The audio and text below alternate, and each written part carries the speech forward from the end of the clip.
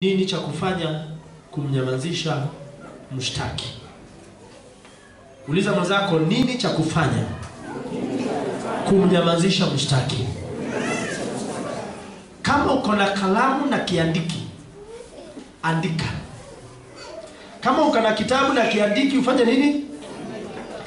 This is very important today.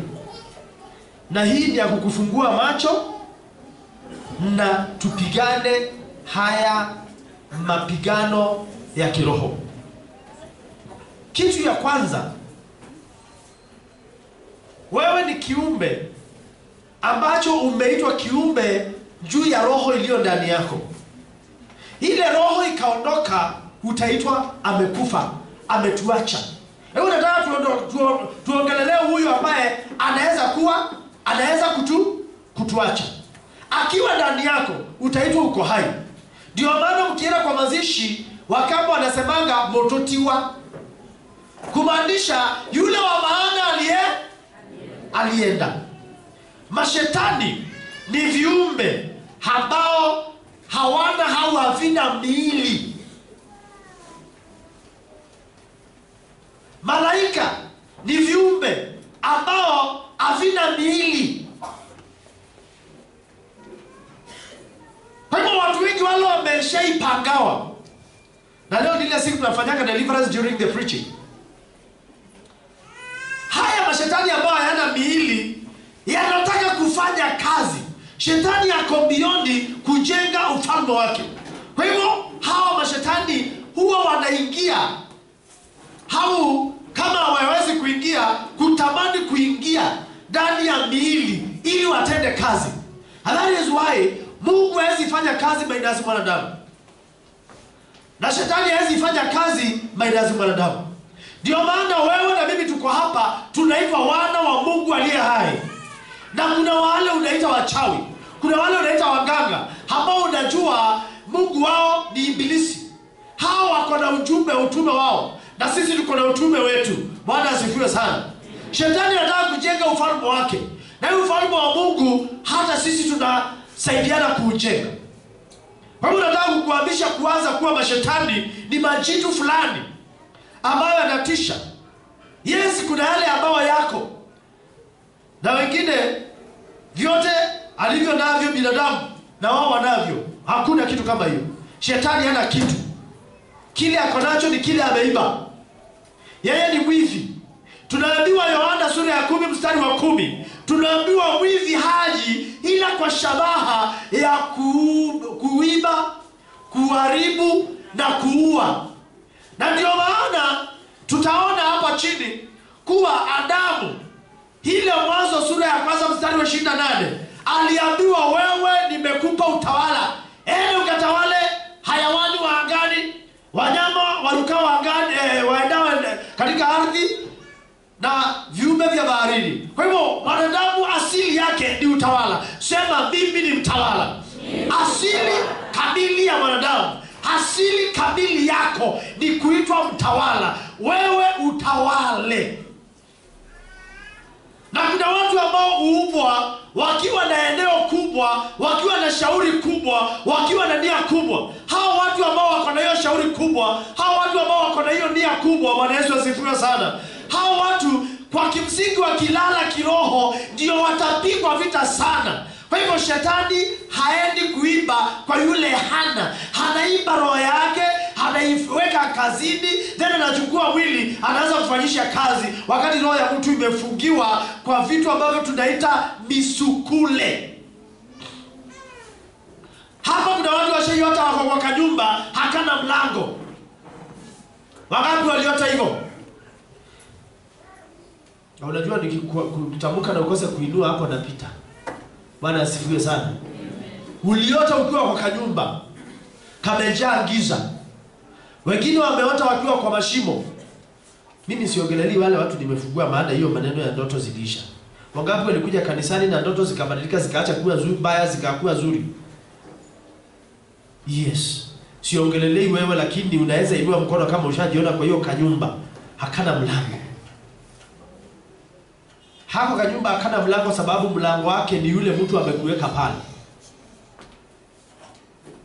Wacha nikupe mfano ya watu ambao wanaitwa wafunga majini.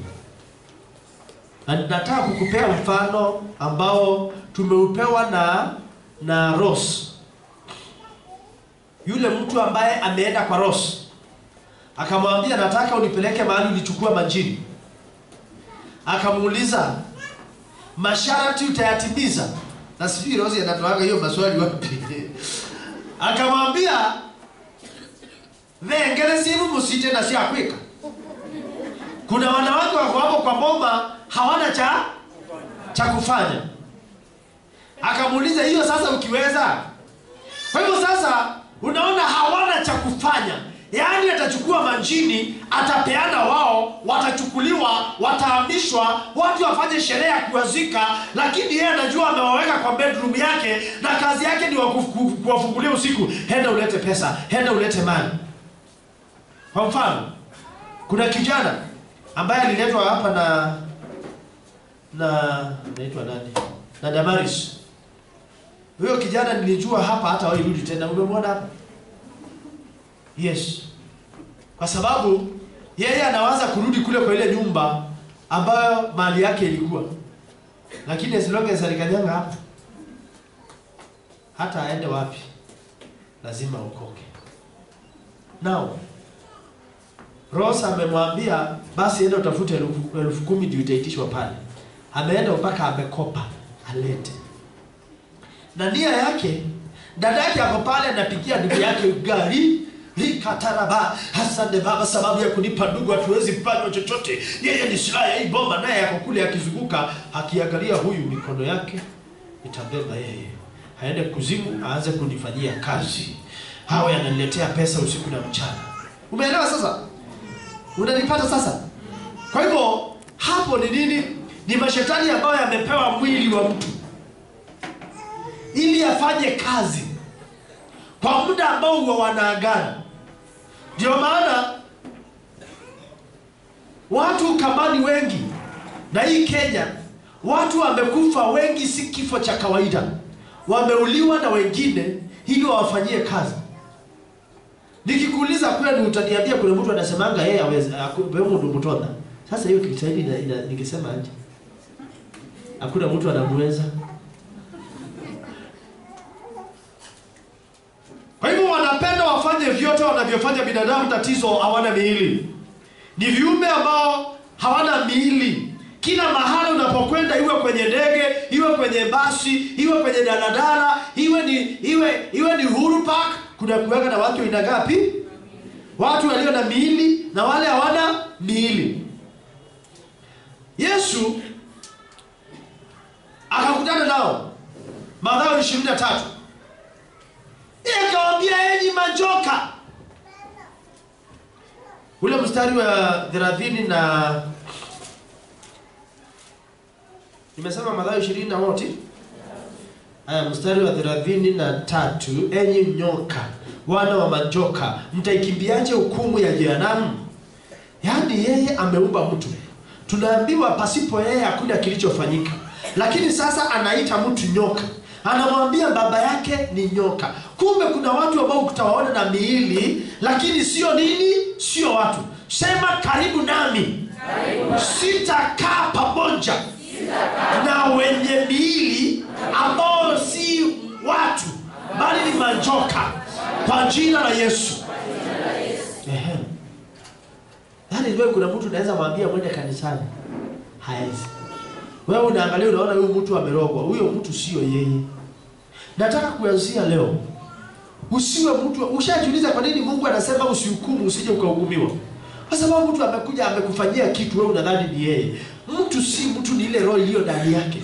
Mtu ambaye amekuja kukutusi, saa hiyo sio roho wa Mungu aliye ndani yake amekutusi, ni roho ya ibilisi ambao imechukua usukani haraka sana. Atakupea on the course mfano wa Peter. Kwa hivyo hii, ukienda mahali kuna watu isipokuwa hapa, kuna wenye miili na ambao hawana miili. Hapa kuna wenye miili wa Mungu na kuna wale ambao hawana miili wa Mungu. Si malaika wako? Haleluya. Kwa hivyo hii ndio watu wengi wamefungwa macho yao ya rohoni, na kwa taarifa yako sio Mungu anayekufanya kutoona rohoni. Ndio mimi nataka, kama mchawi anaonanga rohoni, haki kusema ukweli niambieni, kwa nini wewe usione rohoni? Nataka huo unawaonea mbali. Sema kuanzia leo, kwa jina la Yesu Kristo, nitaona rohoni, nitasikia rohoni, nitaonja rohoni, nitaguza rohoni, kwa jina la Yesu. Ndio maana wakati Yohana ile sura 22 ya Warumi ya Revelation, Ufunuo, mstari ule wa 8, yeye Yohana aliona hiyo mambo yote, na alipogeuka akaona malaika, akaanza kutetemeka, akapiga magoti ya msujudu. Akamwambia usifanye hivyo, maana mimi ni mtumishi kama wewe. Na akashika bega lake kwa mkono. Alisikia rohoni ameshikwa ama ni mwilini? Ni rohoni. Bwana asifiwe sana. Haleluya. Maana alikuwa na fahamu ya wapi? Ya rohoni. Danieli ile sura yake ya 10, wakati malaika alikuja akaanza kutetemeka, akatetemeka akaimba kama mkamba. Kwa hivyo sasa katika kutetemeka kwake ikashangaza sana. Ikafanya nini? Ikashangaza sana. Yeye anaona malaika, wale wako nao wamuoni. Na malaika mmoja anaongea kama sauti ya umati wa watu wengi na maji mingi. Sasa alipoinama amsujudie, malaika akamwambia usijaribu. Akamguza kwenye bega lake kwa mkono. Halisikia rohoni ama mwilini? Malaika aliguza mwili ama roho? Mmenielewa sasa? Ninataka uelewe, na nimekuambia kuanzia, si nimekuambia sana kuanzia leo tunaongea mambo ya roho. Vita ambao umepata lazima itenguliwe rohoni ndiposa uione kwenye mwili. Shida ulionayo ilianzia rohoni. Kila kitu yote huanzia rohoni. Hata baraka huanzia rohoni. Ndio maana ile mstari ambao tunaibaka kwa hii kanisa wa Efeso sura ya 1 mstari wa 3, hatukuzwe Mungu Baba wa Bwana wetu Yesu Kristo, aliyetubariki kwa baraka zote za rohoni ndani ya Kristo katika ulimwengu wa rohoni. Wewe sasa nakufunza sasa uelewe sasa, huo unaweza hama ukaingia katika ulimwengu wa rohoni.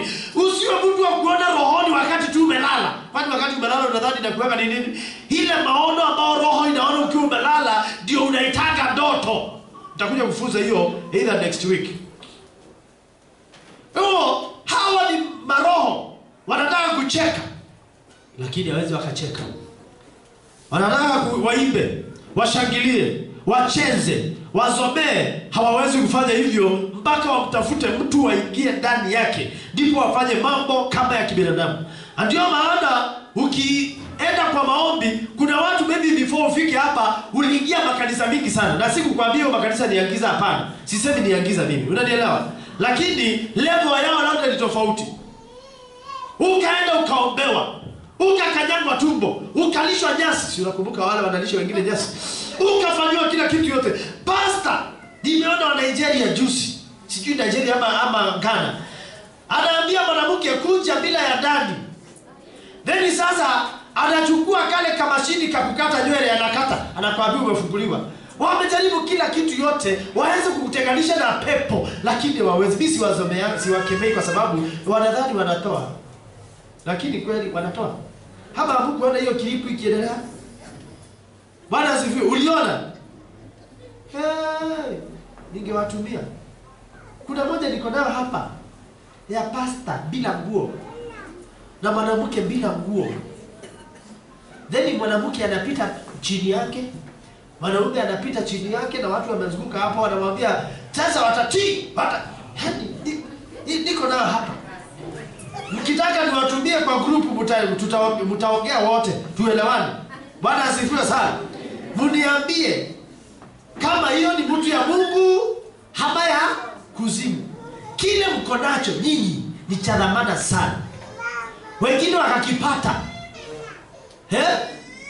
originally wataanza kujiita apostles. Kile uko nacho, and I'm sincerely speaking to you. Kile uko nacho, kile ufanya nini? kile uko nacho wakakipata, wataitwa apostles. Kwa hivyo na mimi nitaitwa aje?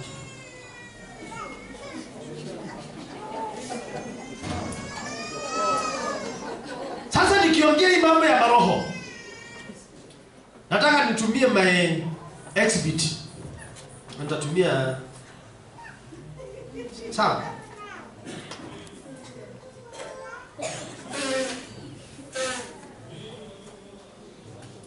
Sababu yeye aliona na macho. Unanielewa eh? Yeye aliona na macho. Kuna watu wawili waliona na macho sana. Lakini wacha nianze na Miriam. Miriam msimama.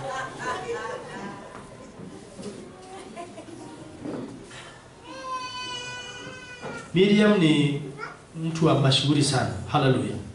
Miriam, uliwaona na macho? Wanakuweka na umbo inakaa aje? Walikuwa wanakuja na umbo yao ama walikuwa wanakuja na umbo ya watu? Sikuwa naona lakini kusikia na kitu wanafanya. Ulikuwa unasikia? Lakini wanakuja kwako na huwezi fanya kitu. Wanakushika mikono nyuma, wanakunyoa ama walikuwa mnaongea tu akinyoa?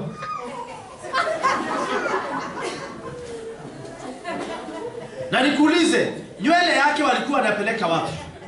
Kucha walikata? Hey! Hata kucha. Na wewe umelala na kucha, unaamka bila kucha. Wamepeleka wapi? Yule amefanya, ameingia kwa nyumba akiwa amefunga. Amekuja na mwili kweli? Kwa nini Yesu aliwatokea wanafunzi wake pale in the high place, ilikuwa inaitwaje, kwa ile nyumba ya juu? Wakati alikuja, wakati walikuwa wamekusanyika ili akina Tomaso aseme mtu aone mikono, yeye alisema nifungulie mlango. Alisema aje? Mwili haunanga kizuizi chochote. Unanielewa? Lakini duniani lazima ufanye kazi ukiwa na nini? Dunia imetolewa ya kufanya kazi na mwili. Kuna two other worlds ambao huwezi fanya kazi na mwili, kuzimu na mbinguni. Lakini duniani chochote ambacho kinafanyika kiko under control ya mwili. Amen. Sasa hebu tuelewane hapa. Mimi ninamtumia kwa sababu ni mtu machua. Unanielewa? Sikutumii usishtuke, sikutumii. Namtumia kwa sababu ni mtu machua. Now the question is, wewe umelala na mzee anangorota na watu wamekuja kwa nyumba, wewe unawaona lakini huwezi fanya kitu. Ulikuwa unaomba wakikuja? Ulikuwa unawaambia get out of here, get out of here? Ulikuwa I know huko umeokoka, lakini at least ungeweza kuita Yesu. Kwa hivyo huwezi ita Yesu ukiwa hujaokoka. Ulikuwa ndio unamaanisha ulikuwa unamuita, alikuwa anakuja? Alikuwa anakuja ama alikuwa akuja?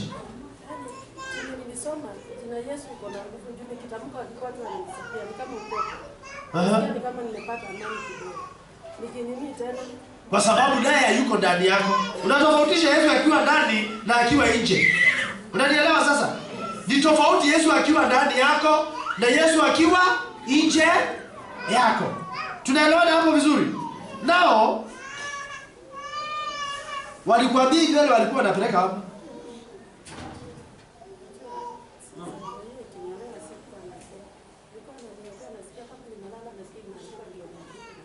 Unasikia? Unapaka kitu? Yaani na kwa mahali nisikie. Yaani sikuwa napata amani. Yaani kama nanyolewa ni kama nalala. Wana make sure mahali wameweka nimesikia ndio nisituke niamke. Lakini ukiamka nywele? Yaani ilikuwa ni vitu. Yaani nikisikia kama si nywele, nasikia kama wanatembea kwa nyumba hapo ndani, nasikia kuna waizi, naamsha mzee ananiambia unakuwa wasili. Sasa Bwana Yesu asifiwe sana. Nauliza hivyo ili tukienda mbele ufanye nini? Uelewe. Amen. Kwa hivyo walikuwa wanajua nywele za hapa ama mahali popote, hata nywele. Mahali popote kuna kuanga na nywele.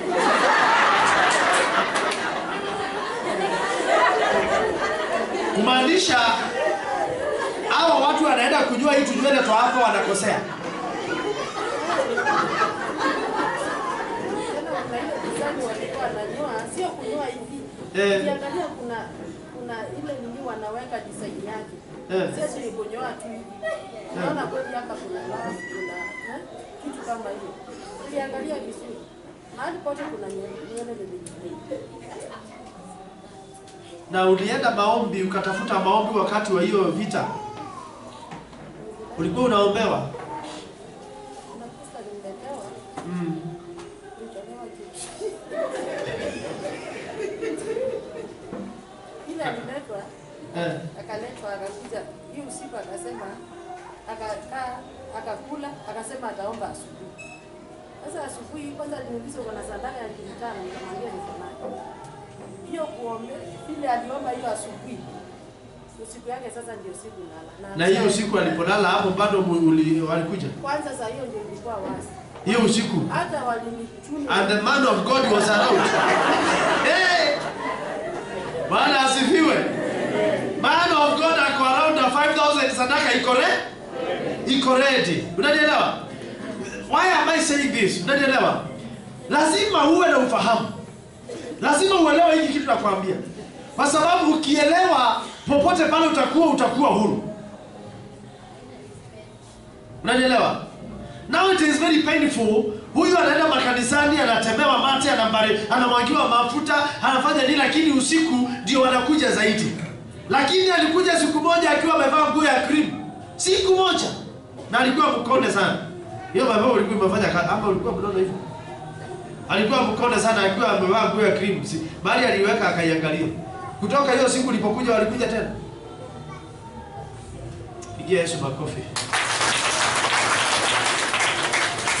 Kachi. Na unaelewa Bwana asifiwe sana. Unanipata? Haya ni maroho ambayo alikuwa yanakaa naye mchana lakini juu haja lala ajui.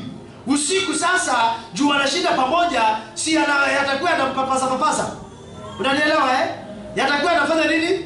Yanampapasa. Na ndio unaona kama roho ya mtu ameibiwa na roho yake haipo. Hiyo roho mahali inaenda kuwekwa haezi kaa bila roho, lazima abadilishiwe. Hawekewe roho nyingine. Tunafanya skit hapa leo. Sawa?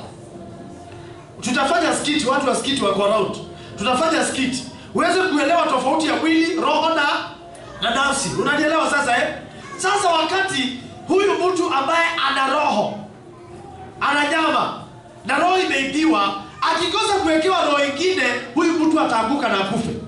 Kwa hivyo sasa roho yake imechukuliwa na akawekewa roho nyingine iakti kama roho yake. Kwa hivyo kuna watu wako na roho inaakti kama roho yao lakini sio wao. Hadi wanasema njoo. Every time nasikia nikwambia njoo, ujue labda inaweza kuwa ni wewe au kuwa. Kwa hivyo kama ni mnyama kwa ndani yako, utasema njoo. Huwezi sema. Tunaelewana? Nao wakati huyu ambaye ameondolewa ameenda amewekwa pale. Na uende kanisani ambao mchungaji hana uwezo wa kufungua ile roho ambao umefungiwa kwa misukule kule, hakiombea huyu mtu. Na hii roho ambayo umewekwa ndani yake iondoke, huyu mtu anaweza kufa. Unanielewa? So kuna kuweka na a lot of spiritual things ambazo zinafanyika. Wewe utaona nasema to get out. Lakini my get out is connected with come back. Wewe ambao unapaswa kuwa hapa. Hallelujah. By the time niondoe huyu, already by the time nianze maombi, roho za watu zinakuanga zimejaa hapa. Hallelujah. Tunangojea tufangie, halafu ingia kwako, rudi kwa nyumba yako. Hallelujah. Rudi kwa nyumba yako. Na hapo utaitwa uko hai tena. Amen. Ndio nikwambia madhabahu ikiwa na giza hakuna kitu kitafanyika. Unanielewa? Hivi saizi uko hapa the first day. Na roho yako haiko hapa na unajisi. Yule nasema hivyo na roho yake haiko, anasikia moto inawaka. Inasema haya kwa Mkristo ndani ndio moto ndani. Sasa roho yako Yesu ataniletea, hataiweka hapa kwa madhabahu. Hallelujah. Akiweka hapa kwa madhabahu, anangojea saa yake. Haezi ingia mpaka ile roho kwanza itolewe. Ndio maana I'm not confused. Siitishangi outpouring kabla sijaondoa mapepo. Pigia Yesu makofi kama umeelewa.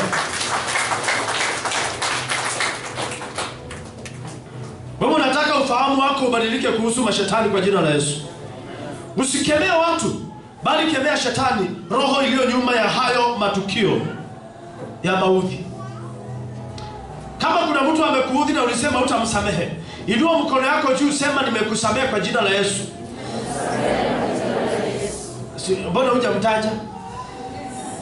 Inua mkono juu, mtanje, sema msiokawa mtiso ninaokuwekea in Jesus name. Mtamke kwa roho yako, maana huyo mtu haja kufanyia chochote, ni ile roho ambayo iko nyuma ya matukio yake.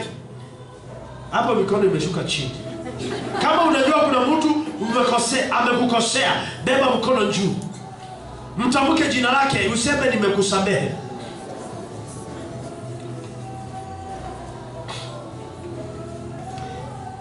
Usirudishe ukiwa hujamaliza. Hata nikiendelea kuongea, wewe malizana na yeye. Chochote ambacho hakina mwili hakiwezi kutenda kazi hapa duniani. Mashetani ni watu au maroho ambao hawana miili. Mungu naye yupo, ni roho, lakini hana mwili.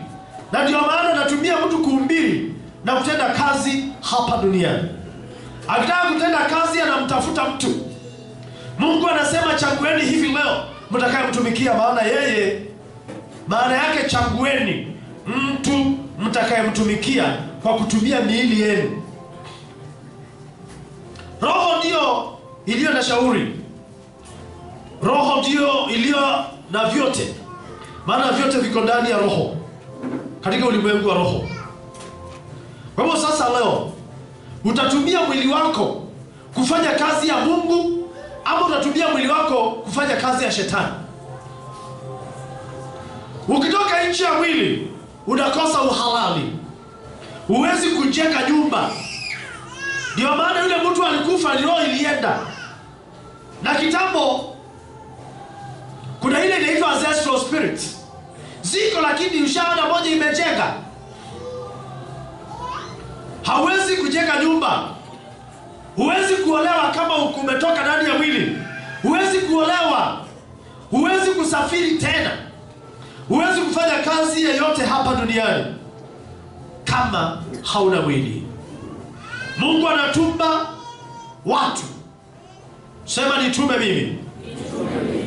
Unapokuwa unaomba mahala popote pale utakapofika, omba na useme kwa jina la Yesu Kristo, naamuru mashetani yanayofanya kazi kupitia miili ya watu, toweka kwa jina la Yesu Kristo. Hebu sema hivyo. Kwa jina la Yesu, naamuru mashetani yanayofanya kazi kupitia miili ya watu katika eneo langu, katika ukoo wangu, kazini kwetu, kwa jina la Yesu, toweka.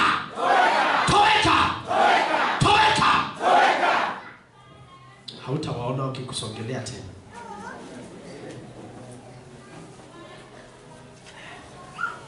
Naamuru watu wasiokuwa na miili, nikifika mahali na wewe ukifika mahali, ondokeni kwa jina la Yesu.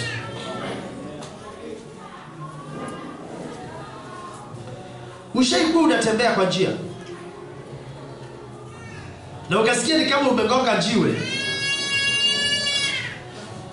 ukaomba chini, ukarudi ukatafuta ile jiwe, hakuna. Huwa ni nini? Ushapata na hali kama hiyo? Ufunuo ile sura ya 19 mstari wa 11, kisha nikaziona mbingu zimefunuka. Mungu anapiga hiyo kelele yako wapi?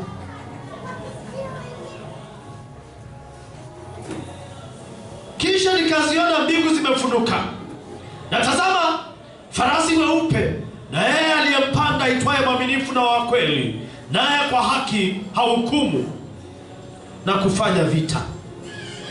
Hahukumu na kufanya vita.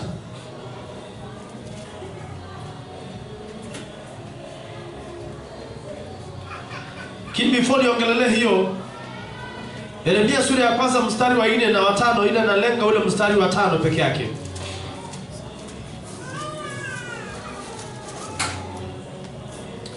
Neno la Bwana lilinijia kusema, kabla sija kuumba katika tumbo nalikujua, na kabla hujatoka tumboni nalikutakasa, nimekuweka kuwa nabii wa mataifa. Mungu alikujua kutoka kitambo. You existed but as a spirit. Huko ndiko haliko kujulia. Sema, mimi nilijulikana kitambo. Mashetani hayakunijua toka kitambo. Mungu ndiye aliyenijua. Kuanzia leo, mahali niko, mahali ninapoishi, mahali ninapopitia, nisikawahi ona pepo, shetani asikawahi karibia, hata mchawi asikuwe karibu nami. Kwa jina la Yesu, malaika wanaonizunguka wawateketeze in Jesus name. Ndio maana Mwanzo sura ile ya kwanza mstari wa kwanza hadi wa 28, mstari wa kwanza Mwanzo sura ya kwanza mstari wa 26 hadi 28, Mungu akasema, na tumfanye mtu kwa mfano wetu. Kitu ya kwanza, sema mfano wako ni upi? Ni wa shetani ama ni wa Mungu? Mungu akasema tumfanye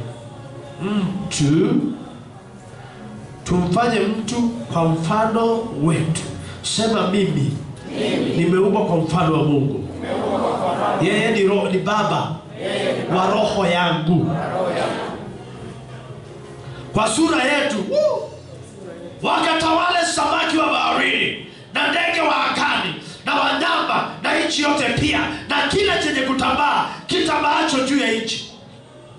Na kuuliza swali, umeumbwa kufanya nini? Umeumbwa kufanya nini? Sema, kuanzia leo nachukua utawala. I am a priest and princess. You are priest and princess.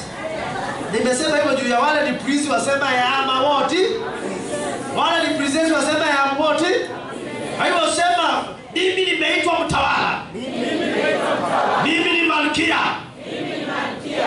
Wanaume wamesema, mimi ni mfalme. Mimi ni mfalme. Malkia waseme ni malkia. Mimi ni mfalme. Tangaza, mimi nimeitwa mtawala. Nimeumbwa kwa sura ya Mungu ambaye ndiye mfalme mkuu. Nimeumbwa kwa sura ya Mungu ambaye ndiye mtawala mkuu. Mimi ni mfalme. Mimi ni mfalme. Mimi ni mfalme kwa nguvu. Kwa jina la Yesu, hakika wewe ni mfalme na malkia in Jesus name. Akasema verse 27, Mungu akaumba mtu kwa mfano wake. Kwa mfano wa Mungu alimuumba mwanamume na mwanamke aliwaumba. Mungu akawabarikia. Mungu akawaambia, zaeni mkaongezeke, mkaijaze nchi na kuitiisha, mkatawale samaki wa baharini na ndege wa angani na kila kiumbe chenye uhai kiendacho juu ya nchi.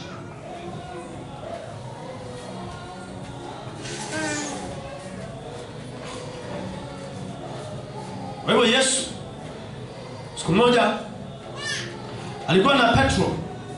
Shetani akataka kumfikia Yesu, akawa ashashindwa, lakini alimtumia mtu wa karibu yake ambaye ni Petro. Shetani akaamua kumuingizia wazo mtu wake wa karibu ili amuingizie wazo Yesu.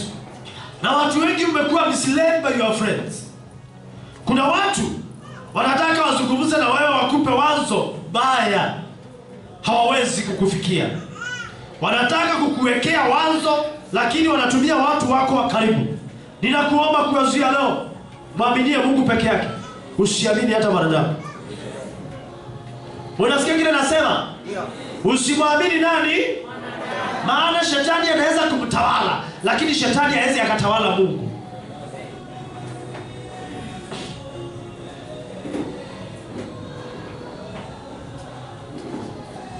Kwa hivyo wakishindwa na kukufikia, wanataka kukuwekea wazo, lakini wanatumia watu wako wa karibu. Watambue kama Yesu alivyotambua shetani kupitia Petro. Kwa jina la Yesu, amen. Ukiwa na kisasi na mtu, huyo mtu atamtuma mwandani wake kukuongelesha, kukuonya. And that is why in the villages kuna wale wanaitwa the elders and the headsmen. Mathayo sura ya 16 mstari wa 21. Tangu wakati huo Yesu alianza kuwaonya wanafunzi wake ya kwamba imempasa kwenda Yerusalemu na kupata mateso mengi kwa wazee na wakuu wa makuhani na waandishi na kuuawa na siku ya tatu kufufuka. Petro akamchukua akaanza kumkemea akisema, hasha Bwana, haya hayatakupata. Akageuka akamwambia Petro, nenda nyuma yangu Shetani, hu kikwazo kwangu, maana huyawazi yaliyo ya Mungu bali ya wanadamu. Sema kuanzia leo. Nataka kuanza yaliyo ya Mungu, sio yaliyo ya wanadamu. Nataka kuanza yaliyo ya Mungu, sio yale ya wanadamu. Kumbuka, kwa macho ya watu Peter alikuwa mkubwa kwa miaka, kama miaka 50 hivi. Alimzidi umri Yesu kwa macho ya watu. Lakini Yesu ni nani? Yesu alikuwa kabla misingi ya ulimwengu kufanya nini? Kuumbwa. Hivyo Petro akaingiziwa wazo na Shetani. Akatumia macho ya Petro, akatumia mawazo ya Petro, akatumia ufahamu wa Petro. Kumbuka, anakufunza kuwa Shetani hawezi fanya kazi pasipo na mwili. Umeelewa Kumbuka somo. Shetani kupitia kwa mwili kupitia kwa kinywa cha Petro akamwambia Yesu, hutakufa kabisa, na yeyote anayetaka kukuua na mimi nitamshughulikia. Yesu hakumuona Petro, alimuona Shetani. Akampiga na kumwambia, rudi nyuma yangu Shetani. Ndio maana Petro hakukasirika, sababu ya yeye hakujua alichozungumza. Ndivyo wasio na miili wanavyotenda kazi duniani. Sema ndani yangu, kama kuna asiye na mwili, hawe ni Roho Mtakatifu peke yake, hawe ni Yesu Kristo. Lakini pepo haitaniingia, haitapigana nami, iwe nje yangu au ndani yangu. Kwa jina la Yesu ninateketeza kila roho ya mchawi, ya msihiri, ya majini, ya mfunga mapepo, ya wafunga mafundo kwa jina la Yesu. Na kuapisha kwa jina la Yesu, na kuhukumu kifo wewe pepo, in Jesus name. Teketea. Wewe unadhani umeongea tu, umeomba. Wewe pamoja na matukio katika damu yanaendana na dhambi na mashtaka na laana za kwenye ukoo. Vita ikakugeukia wewe, dunia nzima ikakugeukia wewe, wakaelekeza mishale yao kwako. Mungu amesema atakulinda na mishale ya yule mwovu. Amina. Hebu nikuulize mfano. Kwa nini gharika ya Nuhu ilikuja? Simekwambia tunaanza kuingia mambo ya rohoni. Amen. Haitakufunza, utakuwa ukipita mahali wachawi wanakaa kando wanasema huyu hatuguzangi, utaguzwa kwa jina la Yesu. Amen. Mwanzo sura ile ya 6 mstari wa 1 hadi wa 7. Ikawa wanadamu walipoanza kuzidi usoni pa nchi, na wana wa kike walizaliwa kwao. Wana wa Mungu waliwaona hao binti za wanadamu ya kuwa ni wazuri, wakajitwalia wake wowote waliowachagua. Bwana akasema, roho yangu haitashindana na mwanadamu milele, kwa kuwa yeye naye ni nyama. Basi siku zake zitakuwa miaka 120. Nao wanafili walikuwako duniani siku zile. Tena baada ya hayo, wana wa Mungu walipoingia kwa binti za binadamu, wakazaa nao wana. Hao ndio waliokuwa watu hodari zamani, watu wenye sifa. Bwana akaona ya kuwa maovu ya wanadamu ni makubwa duniani, na kwamba kila kusudi analowaza moyoni mwake ni baya tu siku zote. Bwana akaghairi kwa kuwa amemfanya mwanadamu duniani, hakahuzunika moyo. Bwana akasema, nitamfutilia mbali mwanadamu niliyemuumba usoni pa nchi, mwanadamu na mnyama na kitambaacho na ndege wa angani, kwa maana na ghairi ya kwamba nimewafanya.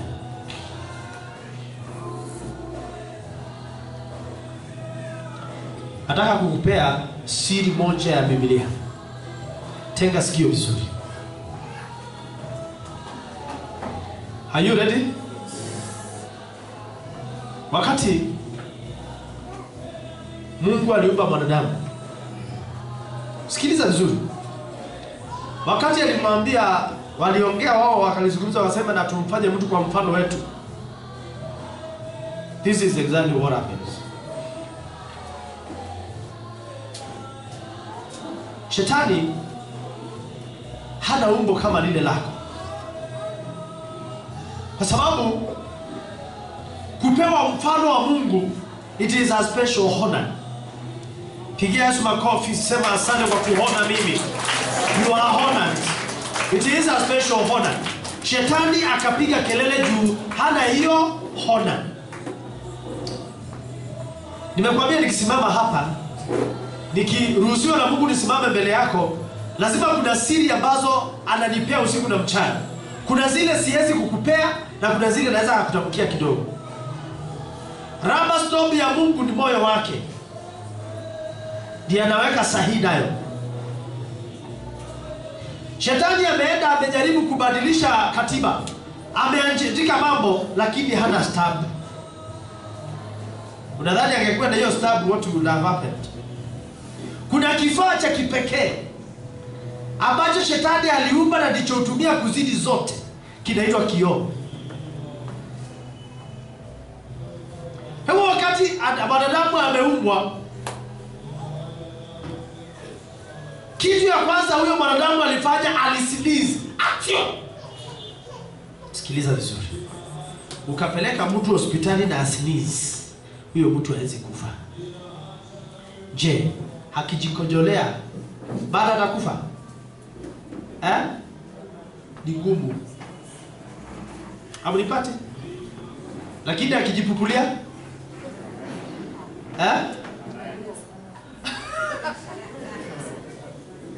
Sneezing is ni kama sala. Ndio na mtoto akizaliwa lazima atoe kile kwa mafua.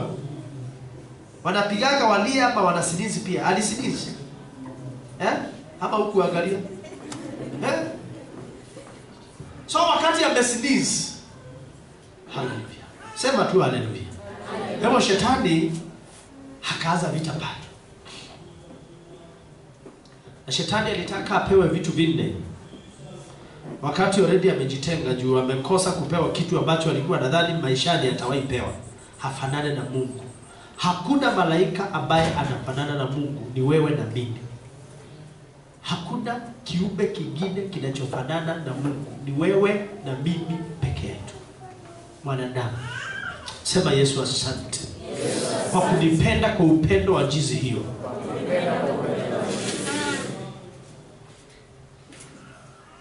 Msichana, huyo rafiki yako hapo wapi? Anakuweka na shida?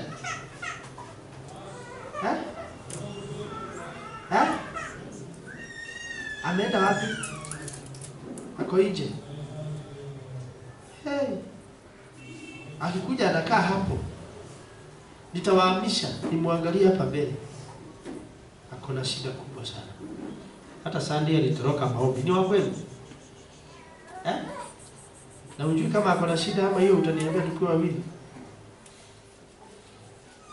Hii nimesoma ni wakati malaika walitupwa chini baada ya kufukuzwa kutoka mbinguni. Hivyo wakati wamefukuzwa kutoka mbinguni, shetani amekuwa hana kitu. Na kufukuzwa kwake tunakuona Isaiah 14 verse 12 to 18. Na wakati amewekwa chini, halikuwa amejaa na meremeta juu amewekwa mawe.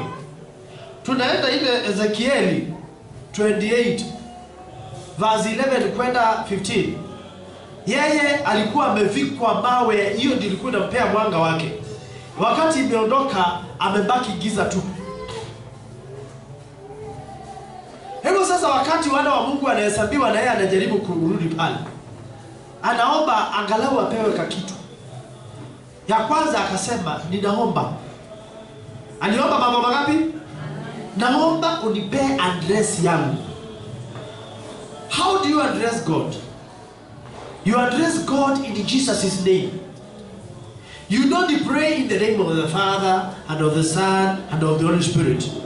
Because before then, before Jesus came to redeem us and to give us the grace we enjoy today, hallelujah, we could not get to the Father. Walikuwa wanakaa hapo na wanangojea high priest achome ubani. Kazi yao ni kureset sheria. Bwana Yesu asifiwe sana. Sasa Yesu anakaa ndani yako, katikati yako, anatawala. So it is the name of Jesus. Alisema in John 14 verse 12 to 14, anasema kile utakachoomba kwa jina langu mimi utapata. Kumaanisha usipokuwa na jina lake hautapata. Why? Because Hebrews 8 verse 1, amekaa kumbe kwa Mungu Baba mwenyezi. How? He is the high priest today. So every prayer we do in Jesus' name, anageukianga Baba, anamwambia mwanao anaitisha hii. Kwa hivyo kazi yake, wacha nikwambie, kama hujaifanya urafiki na Yesu, anza kufanya leo. Hevi na yuyu ni bakumi, na Yesu achoka ni kuthi vaikeriwa beteleni semetauni, vaikeriwa beteleni dhabiasiana, vaikeriwa beteleni tabianyanyawa ni wanengiwe. Yeremia 10 verse 14 to 15. Kila mtu amekuwa kama mnyama, hana maarifa.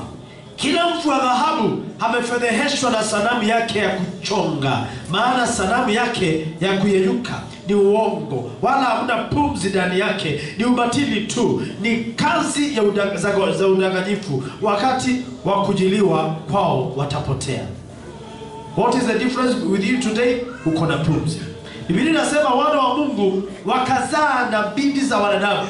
Mashetani wana wa Mungu waliotupa kutoka mbinguni wakawa na uhusiano na binti za kibinadamu, wakazaa watu wakawa nusu mtu na nusu wanadamu. Huo ndio ukawa mwanzo wa uchawi na uasi. Sikiliza, yeye alipoenda kuitisha address akaambiwa get this, sitakupea, lakini address yako ni mahali ambapo kwenye kusanyiko ya uchafu, yaani choo. Ndio maana leo hii mtu akaangua kwenye choo anaweza paralyze ama hakufa. Ndio maana leo hii mtu ambaye shetani ametawala 100% ya akili yake, huyo mtu anaitwa amepagawa. Huyo mtu ukaenda ukamtoa kwa huyo uchafu, inaitwa kwa Kiswahili safi ya lala. Ukaenda ukamtoa huko kwa yalala, ukamleta kwenye nyumba yako na umuoshe, atafanya juu chini atoke kwenye mazingira unamweka, maana mazingira yake sio usafi. Sikiliza vizuri, hii ni siri na kupea sasa, na ujue ukipata hizi siri shetani hata kukaribia. Kuku wachawi hupenda kutumia yai ya kienyeji. Uchawi wa mwanamke unawekwa kwenye mayai yake. Uchawi wa mwanaume unawekwa bado kwenye mayai yake. Hapo tuko pamoja?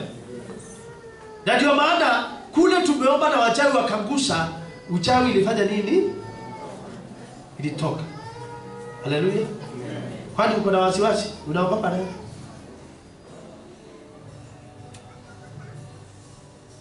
Sisi hatuogopi mchawi. No, badhi. Wana siamasi yake. Mayai ya kienyeji, ile njia kuku anatumia kwenda choo, ndio hiyo njia anatumia kutaga nini? Yai. Ndio maana wanatumia yai sana. Tumeelewana? Ni tofauti na viumbe zingine zote zile. Wanyama wa kutaga mayai, hata ndege, ndio maana wanatumia hiyo yai. Inakuwa ni kama ufunguo. Kwa nini? Yai haina mlango. Na watu wengi sana wamefichwa kwenye mayai ya kichawi. Ndio nilisema nyumba ambazo hazina mlango. Sema kwa jina la Yesu. Kwa jina la Yesu. mimi. Iwe ni sanamu yangu, iwe ni picha yangu au sura yangu ambao uliwekwa ndani ya yai, ninapasua hiyo yai kwa jina la Yesu. Natoka kwa jina la Yesu. Sifungiki mimi. Natoka kwa jina la Yesu. Ungefanya mikono hivi, ushaona kuku akitoka lazima afanye hivi. Umeelewa eh? Kwa nini afanye hivyo? Ili ajifungulie nini? Sema natoka kwa jina la Yesu. Hallelujah. Namba 2 akaenda akasema, huko kote nasikia watu wanasema Bwana asifiwe kwa majengo, hata mimi nataka majengo ya kwangu. Akaamua uwezi yapata.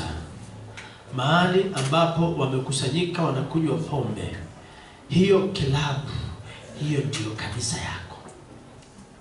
Kama uko hapa na ukutane na mtu akwambie, nielekeze, nataka kujua Adhosimba iko wapi, au mwambie uweko hata nzia, ukanyange hapa, upande tatatatata, uende ukavuke tatatatata, uende wewe na yeye mmefungwa kuzimu. Unaelewa? Unayefanya ba, unayekaa ba, unayekulia huko, umefungwa kuzimu. Kama uko hapa, sitoke huko. Sitoke. Bwana Yesu asifiwe sana. Hapa nimekosea, jamani. Sitoke. Ambia mwenzako, don't guide them there. Amen. Namba 3. Akasema nataka evangelist. Nasikia kina Kausi wakisimama wanasema haleluya. Mimi ni mtumishi wa Mungu aliye hai. Na yeye anataka asikie watu wanasema hivyo. Akaambiwa hautapata. Kile yule wako. Si wewe ulikuwa mwimbaji huko, yule ambaye anaimba sifa zako, huyo ndiye wako. Na leo hii hakuna wahubiri wakubwa kama wahubiri wa nyimbo za secular.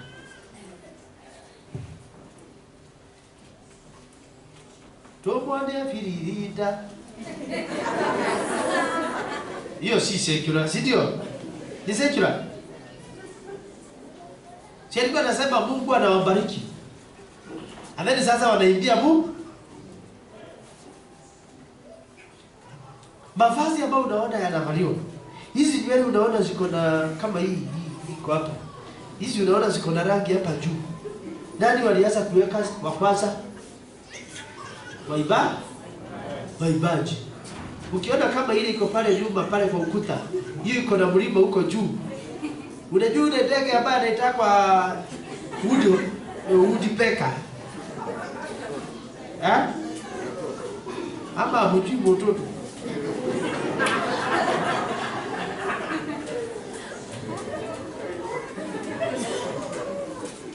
Nani alianza kuweka tattoo kwa mwili? Mwimbaji. Wewe umeweka tattoo uonyeshe nini? Nani alianza kuimba bila nguo? Na wanawake bado mnafuata. Mnataka kwenda bila nguo. Wewe ushaona mwanaume anaimba akiwa amevaa bikini?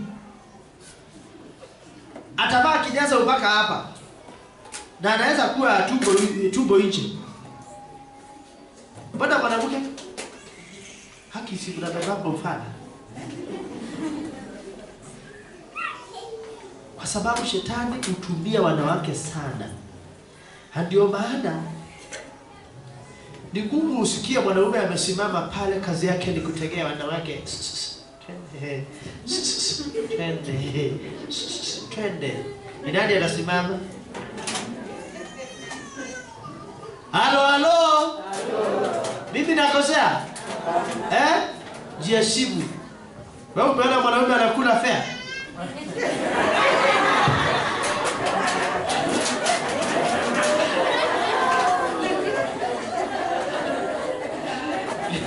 Ni nani anakula? Uchunge usikule fare ya mtu wa laana. Na unafika miaka unasema hujaolewa, kumbe ni ile fare. Kama ushakula ya mtu uende ukarudishe jioni. I tell you. How? Wanawake siku hizi wametengenezwa kuwa con women. Najua kwa conference nikipeleka wanaume conference, ninawafunza mambo mawili matatu. Nawaambia wanaume wacheni kuwa wajinga. Wacheni kuachia wamama watoto. Wao naimba mami. Simukako sana. Huyo mtoto akujui. Hata wewe jifunze, ukienda mtoto wake amejipupulia kibia, pakuza. Make that, you know. Hallelujah. Henda ufungue. Huyu mtoto hawa anajua ako na baba. Siku moja nikasafiri nje. Yaani madamu akachezea, watoto wakamshinda wakimuuliza baba alienda wapi, nimemaliza wiki ya pili. Akamwambia nilimfukuza. Wewe alikuwa dogo. Walimwambia utatupea baba yetu. Alikuwa Lina Eli. Saa hizo kule nimezima simu, niko kwa huduma. By the time nifungue jioni, alikuwa ameona cha mtema kule. Kwa hivyo akiniambia nikashika na maringa. Asante Yesu. Asante Yesu. Why? Sababu already nishawawini. Bwana Yesu asifiwe sana. Do you know what I mean? Wazee wanakufanga wanaacha wamama mapema. Why? Retire uende nyumbani na uliacha watoto wote wakaaga ushago. Ni kama ulioa bibi wa kukaa ushago tu. Hawakujui. You are a visitor at your home. Asante Yesu. Wanaume, ingia kwa kitchen, pigia watoto kakitu kale unapenda. Tengeneza. Hii wakikula wanasema tumepigiwa na nani? Na dati? What have you made? Umetengeneza board. Lakini wewe unakuwa ni chifu. Nguvu zitaisha. Na meno ishe. Na wewe hujafunza watoto kuongea nao. Na uko ushako. Mtoto anakuja. Halo? Anakuja amebeba tu vitu na twingi twa mama. Akifika wanaenda na mama kitchen. Yes. Na wewe unabaki pale unapewa 200. Na mama akiondoka anakuambia 200 leta ni ya chakula. Ni ya mboga. Kama ulezi au kuli. Naye mama aliachiwa 1000 ngapi? 5. Wanaume wacheni ujinga mnaweza sema kama chauvinism. Ingia na watoto bwana. Halo? Yes. Hapo sichezani. Ndio unaonaga wanakuja kukuambilia hapa. Niko mchanja. Yes. Niko mjanja. Why? Sababu usipojenga uhusiano wako na watoto. Imagine amefika miaka 16, 17. Unajaribu kujenga, haitajengeka. Mtoto anakupigia simu. Unasema nini? Sawa. Utataka muongee na yeye. Na yeye ana flow ya kuongea na wewe. Hapo ndio utasumbuka. Hasa umecheka umeenda uchago, unapigia mtoto na yako Nairobi. Hello mtoto. Unataka nini dadi? Ni wewe ulianza. Am I talking sense? Yes. Am I talking sense? Yes. Mama msinikoge na viatu. Am I talking sense man? Yes. Hapa mtaki kuongea ikifika hapo. Sawa. Lakini nakusaidia. Nafanya nini? Jifunze kukaa na watoto wako. Mnacheka, mnaongea. Haleluya. Wacha kuwa askari tu. Usio unakuanga na maana kwa watoto wakati wa kuachana. Kwani mama hata Yesu anajua hiyo kutumia slippers? Sasa mama anajua, do you know mama akapiga mtoto hawezi chukiana.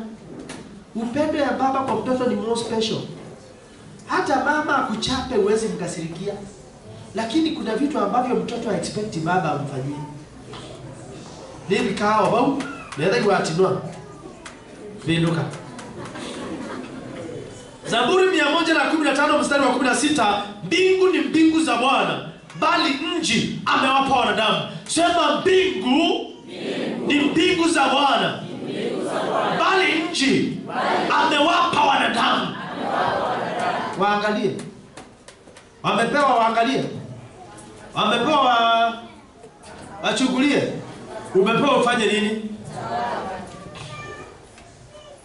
Dunia wamepewa wanadamu wenye roho na mwili.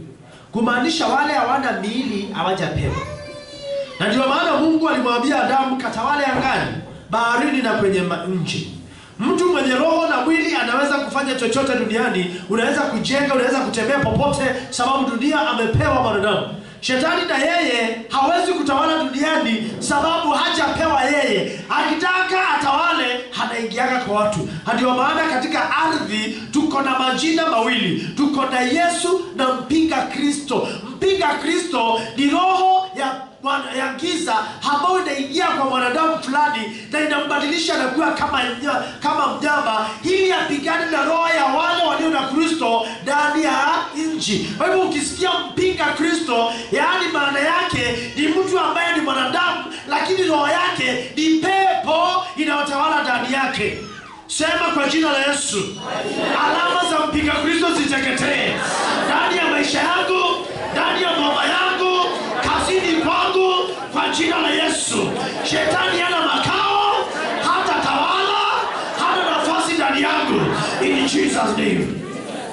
Mpinga Kristo akikuja, ukamata kifua, akavaa mwili wa nyoka, akasema na yeye hana mwili, ana roho. Unaona Nyoka si alikuwa na mwili. Shetani anataka kuongea na yule ambaye ako na mwili na ana roho. Ni nani huyo? Adamu na Hawa. Lakini shetani akashindwa, nitaongeaje na huyu? Lazima nivae mwili. Sitarudi kuwa vile. Oh, mimi ni mbarikiwa.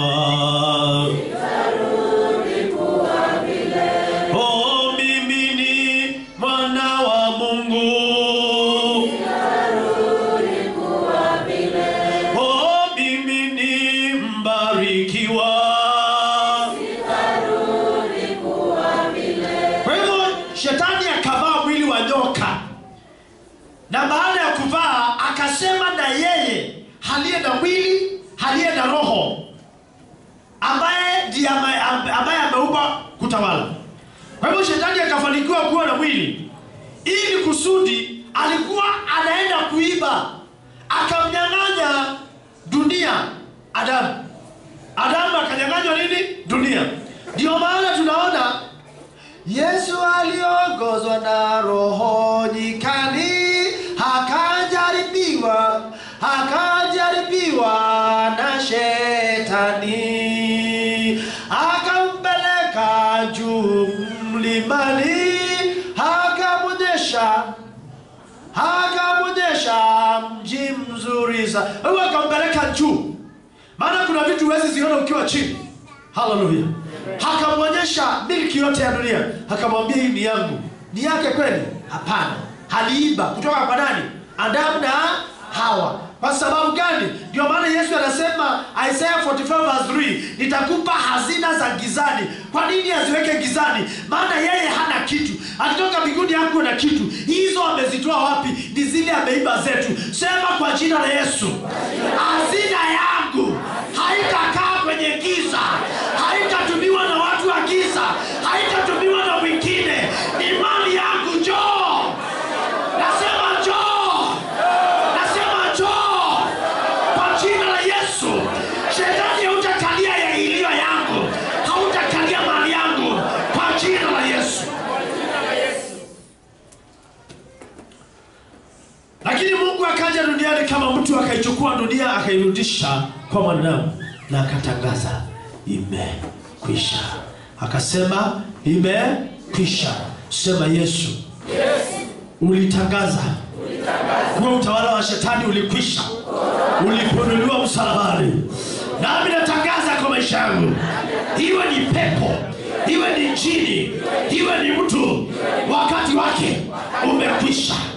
Ni saa yangu ya kutawala. Do you know something? Yesu akasema Yohana 12 mstari wa 31 akasema saa inakuja wakati ambapo mtawala wa ulimwengu huu hatatupwa nje. Halitupwa nje ama hakutupwa nje? Sema shetani. Unafanya nini? Kunichunguza. Najua ulitupwa nje. Na naamuru tena. Nje. In Jesus name. Nilikwambia hii ni maombi ile tunaombanga na maombi ndani. Kwa hivyo wakati wa Nuhu, wale wote ambao asili yao ni mashetani walichangamana na wanadamu. Nuhu aliambiwa na Mungu achangue wanyama ambao hawana asili ya mashetani na binadamu ambao si mashetani waingie ndani ya safina ili iteketeze dunia, kuondoa hawa nusu watu na nusu mashetani.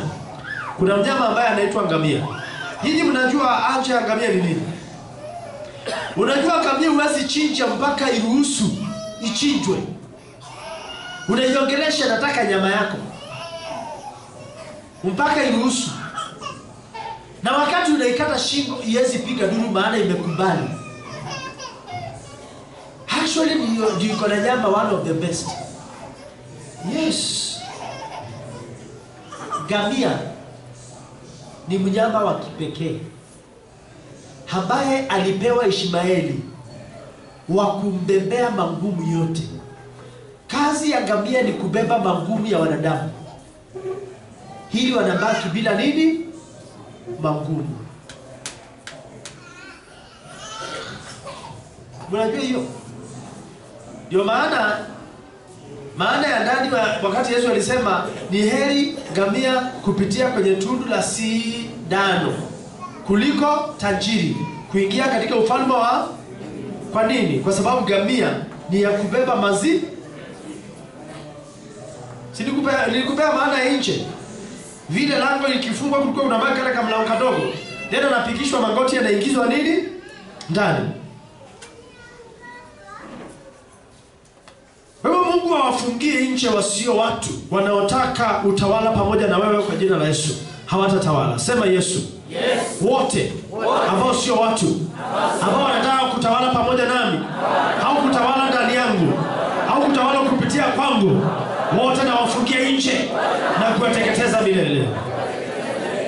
Miliki yetu sisi inajitegemea, haiwezi kuchangamana na watu wa giza. Na wateketeza kabisa. Maana sasa nafungia adui wangu nje, nafungia magonjwa nje, hata korona na ifungie nje, umaskini na ufungia nje, wachawi na wafungia nje kwa jina la Yesu. Yesu nitendee. Kwa hivyo mashetani wanaweza kufanya kazi kupitia mwili wa mtu. Sema Yesu. Yes. Mwili wangu hautafanya kazi kwa uwezo wa roho wa giza. Sitafanyia ufalme wa kuzimu kazi, maana mimi ni mtumishi wa Mungu. Yesu tamalaki. Thank you Jesus. Kwa hivyo wanaweza kucheza kupitia mwili wa mtu. Sikiliza vizuri. Najua haya nawafunza sasa ndio mtaelewa. Si Ukambani kulikuwa na kerubi? Si kwa Waluya kulikuwa na Isukuti? Kwa Kisii kulikuwa na gani?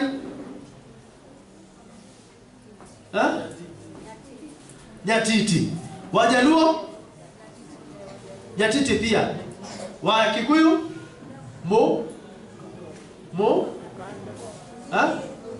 Mogithi. Nao mimi ni Mkamba. Sijawahi enda mahali kilume inachezewa, lakini tumeiteketeza. Hallelujah. Amen. Na mmoja aliyekuwa anaicheza alikuwa Adriano wa kuolewa na ngo yangu ambaye alikuwa mganga. Bwana asifiwe. So you can imagine ile vita tulikuwa nao katika kukua kwetu. You can now imagine kwa nini libebwa kwa tumbo zaidi ya masiku. Nao hao watu wakicheza kilume, kulikuanga na chakula kinapikwa pale Githeri, na hao watu wanapiga kilume wamewakisha moto. And then sasa yule anaongoza anapiga kitu, anaigiwa na wimbo, atapitia juu ya moto hata chomeka. wanajaribu kuiga ile ya Mungu. Marko 16:15-20 waliambiwa mtakanyanga moto, mtapitia juu ya moto na mtafanya nini? Si umeokoka? Nikuhakishie moto hapa. Alafu sasa anachukua mkono hii ile sufuria inayayuka hivi, anapakulia watu na mkono na achomeki. Hapa naongea uongo? Kwa hivyo mlishuhudia hata nyinyi. Hallelujah. Wangapi wanasikia hivyo? Ni ukweli by the way. Mimi nilirudi kuelezewa 2014 vizuri nikiwa Kerioko. I was preparing kuteketeza mtu ambaye alikuwa amelead hapo mahali panaitwa Miambani. Hatukamaliza mambo hiyo giza. Hivyo mashetani wanacheza kupitia miili ya watu na wewe unakazana kuangalia. Ndio unaona wanacheza Mr. Nice. Kuna jirani alikuwa anaibisha hiyo wimbo mpaka nikaijua. Unashtukia mpaka saa 8 usiku. Ufuatilie, ilikuwa inafuatilia hapa nifuatilie. Hata Miriam anajua. Mungu awabariki. Atubariki tuende kwa manyumba yetu ambao haina around karibu. Ili mtu yule ambaye ana kanongo na rongo na wewe haleluya kwa mwingiani. Maana you can imagine nyumba yako saa hizo umeweka wamefanya maajabu. Na sasa yule anasikia anakerwa. Anajaribu kuongeza ka volume juu kiasi ya ile yako. Nami siwezi kueleza. Sasa hizo ukijaribu ukisema si nasikia kanongo sasa utaimba. Na ndio nawaambia mpokee mali kwa jina la Yesu Kristo. Maana ukiwa kwa nyumba yako hautakuwa na karibu ambao ina disturb wewe. Utakuta nyumba yako tu ni nyumba unatakasa. Si ati nyumba leo unajaribu kutengeneza kesho kutu unaambiwa nataka uame hii nyumba, kuna mtu mwingine anakuja. Kwa jina la Yesu Kristo. Wewe Mungu uliye hai, wewe uliyeumba mbingu na nchi, ninaomba wanao hawa wote Baba ukawajalie kuitwa landlord na kuwa na manyumba yao hata humu nchini in Jesus name. Vile utafanya kutimiza hayo Baba, sitaki kujua, wewe wajua. Kile ninachojua ni kuwa wewe hujibu maombi. Jibu hii sala in Jesus name. Hiyo ni yako. Nimekuja ndani yangu. Samueli wa pili sura ile ya 5 mstari wa 3 hadi wa 8. Basi wazee wote wa Israeli wakamwendea mfalme huko Hebroni. Naye mfalme Daudi akapatana nao huko Hebroni mbele za Bwana. Wakamtia Daudi mafuta awe mfalme juu ya Israeli. Daudi alikuwa amepata miaka 30 alipoanza kutawala. Akatawala miaka 40 huko Hebroni. Alitawala miaka 7 na miezi 6, na katika Yerusalemu alitawala miaka 33 juu ya Israeli wote wa Yuda. Kisha mfalme na watu wake wakaenda Yerusalemu ili kupigana na Wayebusi wenyeji wa nchi hile. Hao ndio waliomwambia Daudi wakisema, usipowaondoa vipofu na viwete hutaingia humu kamwe. Huku wakidhania kuwa Daudi hawezi kuingia humo. Lakini Daudi alipiga ngome ya Sayuni. Huu ndio mji wa Daudi. Naye Daudi alisema siku hiyo, yeye atakayewapiga Wayebusi na apande kwenye mfereji wa maji na kuwapiga viwete na hao vipofu, hao roho yake Daudi inawachukia. Kwa sababu hii watu husema wako vipofu na viwete hawawezi kuingia nyumbani.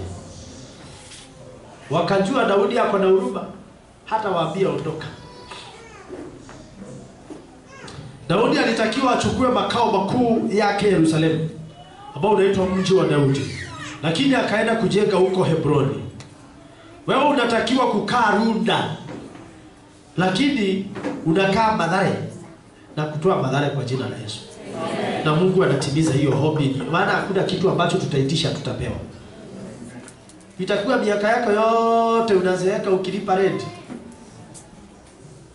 Do you know utajiri si wa shetani, ni wa Mungu? Si niliwafunza juzi? Kwa hivyo akaenda kujenga Hebroni.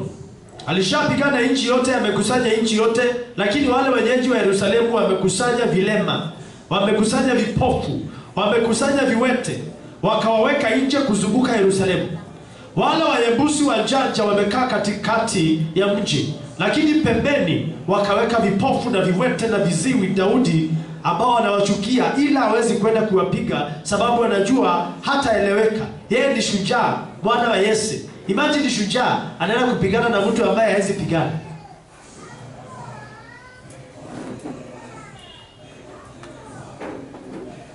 Mwana wa Yese anaenda kupigana vipofu wasiojiweza, hawana maono wala hawasikii. Roho yake iliwachukia sana, lakini baadaye akaenda kuwachakaza na kukawa na msemo wasikuwepo vipofu wala viziwi. Nami nasema kwa jina la Yesu, uko hapa na umekosa kuifuata Yerusalemu yako, ifuate kwa jina la Yesu. Kila mtu aifuate Yerusalemu yake kwa jina la Yesu. Kwea, usimwogope.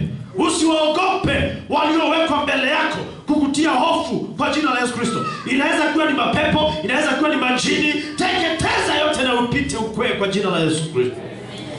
Kwenda Runda, kwenda Kare, kwenda Mudhaiga. Tengeneza mahali unakaa, jenga mahali unakaa, pata makao yako in Jesus name. Na yule ambaye anasadiki hayo maneno aseme abige amen. Abige amen. Unaweza kuwa unakaa hapa na mtu anakaa Runda namba 11, na hiyo ni nyumba yako, na wewe uko hapa unakaa Buthia kwa ile kijiji, na kuondoa kwa kijiji na kupeleka kwa hali yako kwa jina la Yesu. Uko vile ulivyo kwa sababu uliibiwa ukanyang'anywa. Na unajua maombi ya leo ni moto, kwa sababu lazima wote ambao wameshikilia mali yako, ambao wameshikilia maisha yako, waiachie kwa jina la Yesu Kristo. Haina shortcut. Bwana asifiwe sana. Kama hukuwa ready, anza kujitayarisha. Leo unatoka hapa ukiitwa tajiri, hautoki hapa ukiitwa kale kabutu. Unatoka hapa ukiitwa mfalme, malkia in Jesus name. Because that is your title. Anaitwa Mungu wa miungu, anaitwa Bwana wa mabwana, anaitwa mfalme wa falme. Hey! Wewe ndiye in Jesus name. Mashetani ni mapepo, hawana miili. Wanalazimisha kutumia miili ya watu. Wanaoa, wanamiliki. Now do you know, watu hata wanakaa kanisani na wanakuwa wameolewa na mapepo. Haji, ile siku ulivaa miniskirt, ukaenda ukiriga na ukatengeneza kastyle ya kutembea, na ukakutana na Devosh pamoja, akaangalia hiyo miguu, mapepo yake ikakuoa hiyo siku. Ukatoboa kitovu hapa, ukanduga kakitu kanakaa hivi kahuku, and then sasa ukavaa tumbo cut, au ukatembea na sasa ukazukuma tumbo mbele kidogo. Hiyo siku akaona tumbo, akasema nitakuwa nazaa na wewe. Halo? Ukaacha matiti yote wapi? Nje. Hakakuona, akasema huyo ni wangu. Usiku akakuja kukuingililia. Hivyo ndivyo ilianza. Na mwingine akaonekana akiwa mtu wa baraka, ataolewa na mfalme. Akatumua pepo ili asiolewe na ule mfalme asionekane. Kwa hivyo kuna mawili. Yes. Mwingine akaenda kwa dhambi. Wengine walibeba hizo vitu kwa dhambi, kwa manyumba ya watu wa giza. Kwa hivyo sasa, hivyo ndivyo mwanaume aliolewa na pepo na mwanamke akaolewa na pepo. Hii inayooa mwanamke inaitwa incubus spirit. Wa Nigeria wanaita ubanje. Hii inaoa mwanaume inaitwa succubus spirit. Na mwalimu wa class 6 anakuambia inaitwa wet dreams. Wet dreams ilikuwa ni pepo. Kwa hivyo sema mtoto wangu atapata wet dreams. In Jesus name. Kwa hivyo sasa hapa kuna wanawake ambao mashetani yanakuja kuzaa na wewe, na ni usiku tu. Jana nilikuwa naomba na watu ngambo, watu 3. Kwa hivyo tuliweka conference kubwa na tukachapa maombi, kwa sababu mtu anakuja na mgongo, akianza wanaanza na breakfast, wanaenda lunch, by the time waamuke anawekewa dinner. Huyo mtu amelala. Bwana asifiwe. Amelala. Hali mwanamke mpaka anaanza kuota akibleed. Lakini tu zilikoma. Ukiona sikuona message asubuhi, walilala vizuri. Haleluya. Nikawauliza, niambieni hizi ndoto zimekuwa zinakuja zinatokea wapi? Kuna kitabu tumekuwa tunaangalia ya dreams and what. Nawauliza, mnaangalia mnasoma you pastors, ili mwanze kusoma what are you admiring kwa hizo dreams? Nani alikwambia utaota na ng'ombe? Vitabu zingine sita kupigana. Dangerous prayers. Prayers gani?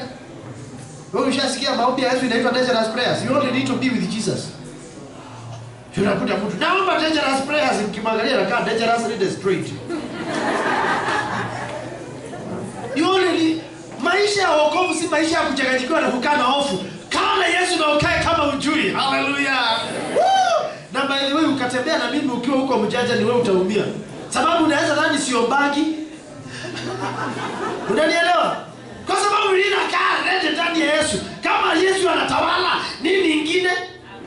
Halafu nakula na siba. Unadhani amekwambia na nimefast ili nikuje hapa leo? Nilikula jana usiku vizuri. Na mbonaki.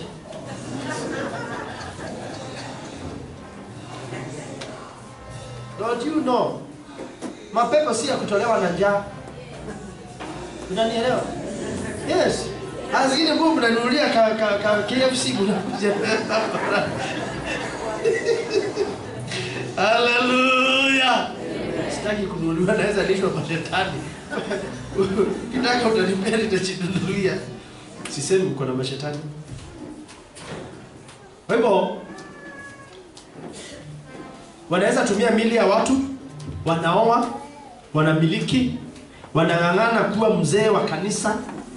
Ni mtu asiye na mwili, anaingia ndani ya binadamu dhaifu, anaingia ndani yake. Hawe mhubiri awaongoze watu upotevuni, hawe kiongozi awaongoze watu kuelekea upotevuni. Na mimi kwa jina la Yesu Kristo naamuru wateketee hao wasio binadamu ndani ya miili ya watu kwa jina la Yesu Kristo.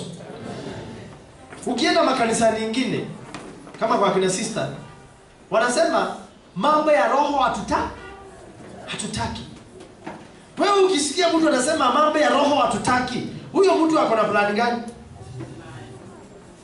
Muingie hapo na muanze kuomba kusifu vizuri. Rikana mori na masaya baba nasema ni asante. Unakuwa summoned. Umebadilisha mtindo ya maombi. What are your plans? What are your plans? Yes, inatokea. Inatokea. Unaenda kwa kanisa ya Pentecostal, unakuta shetani amejenga makao pale. Hili yaondolewe lazima kuwakishwe moto. Adeni unaleta mchungaji pale apige maombi. Hey, uliza chairman akiwa ABC Church na mtoto yake akawa Mwarabu, anaandika hivi, wakienda hivi. Unaona eh? Bwana Yesu asifiwe sana. Na wao wakapewa assignment ya kujikuda. Ikifika saa 11, yeye na bibi kila mmoja yule anaanza miguu, mwingine anaanza mikono. Yeye alikuwa ni kifua pia. Chama ni mama. Chama na akaita kazini yake. Akakuja akasema baba anasema sana. Wakaanguka watu. Akaulizwa umekuja kubadilisha mtindo wa kanisa? Hey, and as we speak, alipotoka wale wakaharibu kanisa kabisa. Iliisha hapo. Yeye alikuwa anakuja one month once. Akaanza kutuma fungu la 10 huku, mtoto akawa nomo, akaform what? Form 2. Wakaendelea, wakabarikiwa, wakainuliwa, wakaacha kujikunda, Lakini kulikunwa, wacha nikwambie. Chairman alijikuna mpaka mikono ikawa black.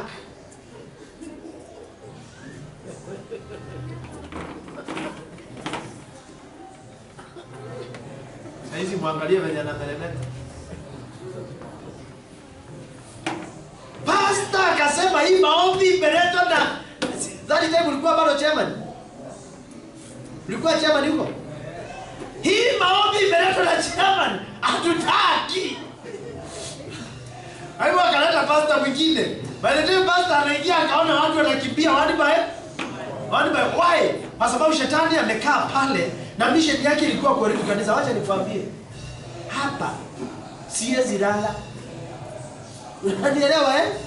Siwezi fanya nini? Maana nikilala ni wewe utaumia. Kuna vile mashetani wanaingia kwa kanisa na wanaweka pasta kwa mfuko. Pasta anakuja anaambiwa usubiri hivi utakwaza watu. Usubiri hivi utakwaza watu. Ubiri hivi watu wapige makofi. Sitaki makofi. Nakemea pepo shetani aliye ndani yako ili na wewe uitwe mwana wa Mungu kesho. Uitwe aliyebarikiwa. Upende usipende. Wewe ukiingia hapa ujue wewe umekuwa wa Mungu automatic. Nani anasema hivi? Hebu nikuulize swali. Nakumbuka huyu ambaye ametoka Kaveta, anaitwa Kavete.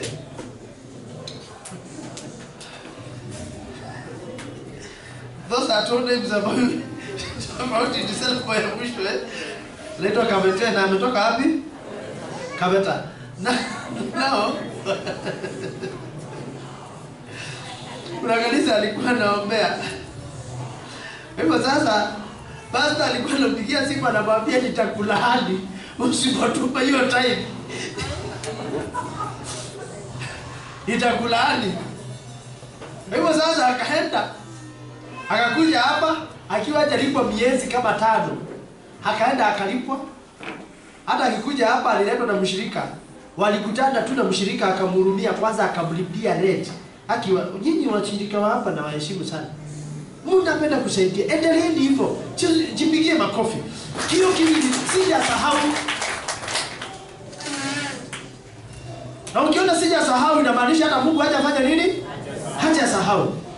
And then akamleta hapa on Wednesday. Akakuja akiwa amevaa kitenge na kapamsi kawaiti karefu. Ati mnisamee, it is my memory. Kila mtu hapa hakuna mtu sina vijana. Imagine tu. Ati unasema hakuna ulikuja umevaa ya red. So unaikumbuka ya red. Kwa umebeba kama mtoto kadogo. So yeye alipokuja akafunguliwa akamtumia tithe. Sababu alimpigia simu akamdhurete. Unaona kule amefunguliwa hajafanya nini? Na bado hata alikuwa aende hiyo kanisa aendaki. Lakini yule alimweka kwa fear. You must. If you don't, nitakulaani. Wacha nikwambie jambo moja. Sijaweka hapa kuwalaani. Nimewekwa hapa kuwapenda na kuwabariki. Na Yesu akasema nimewapenda. Pendaneni kama nilivyo wapenda. Sasa madama hakuja, akalia sana. Nikamuuliza mbona nilikufungua? Mimi sijaiombea mtu na akafungika tena. What has happened? Nilitumia nikakwamua tena. Kutoka nikwamua alimuongelesha. Wale watu wanaenda anakuambia niko kwa mlima. Tupa. Niko wapi? Mtu saizi wako kwa baa. Anatreni mtu mwenye anafanya yange nini? Akili. Pastor wenu hata akupigia simu anakuambia tuma 150. Wewe mtu anakupigia simu tu unashtuka. Hey. Umecheka sana Damaris. Damaris ameenda Disemba kutandikwa na cheerleader wa kanisa. Cheerleader ameenda na washirika wake. Naye Damaris amekuja hapa akiwa amekufa pande moja yote. Na ameoza nusu mwili huyu akiwapea ushuhuda mtalia. Sasa wakati amekuja alikutana na rafiki yangu pale, mwalimu akamhurumia. Akamwambia najua tu utasaidika. Sijui alimuona tu akaanza kumwambia haki. Unakaa umeokoka, umeokokea wapi? Akamwambia na pastor wangu, sijui anasemaga aje. Pastor wangu achezaji. Bwana asifiwe sana. Akaniambia naye wandoza uka. Alipokuja, hiyo ndio siku ya mwisho ya kuwa kanisani, korona ikatangazwa kesho. Wednesday iliyokuja nilikuwa nakimbia, nilikuwa na appointment na my friend sister. Akakutana hapa na yeye akakuja, wakawa nikaombea, nilikuwa naombea mtu akitemwa na friend. Sisi tumeambiwa tukiwa kanisani. So naombea mtu anatemwa na friend. Nikamfufua akarudi. Haleluya. Sasa tukarudi kanisani tena, ashapona, ashakuwa mzima. Sasa anaona kila mchawi mahali alipo. Stories zingine siongei, lakini kile kilinishangaza ni charity, kuchukuana na wengine waende. Kwa nini kuja kanisani? Kwa nini? Kwa nini?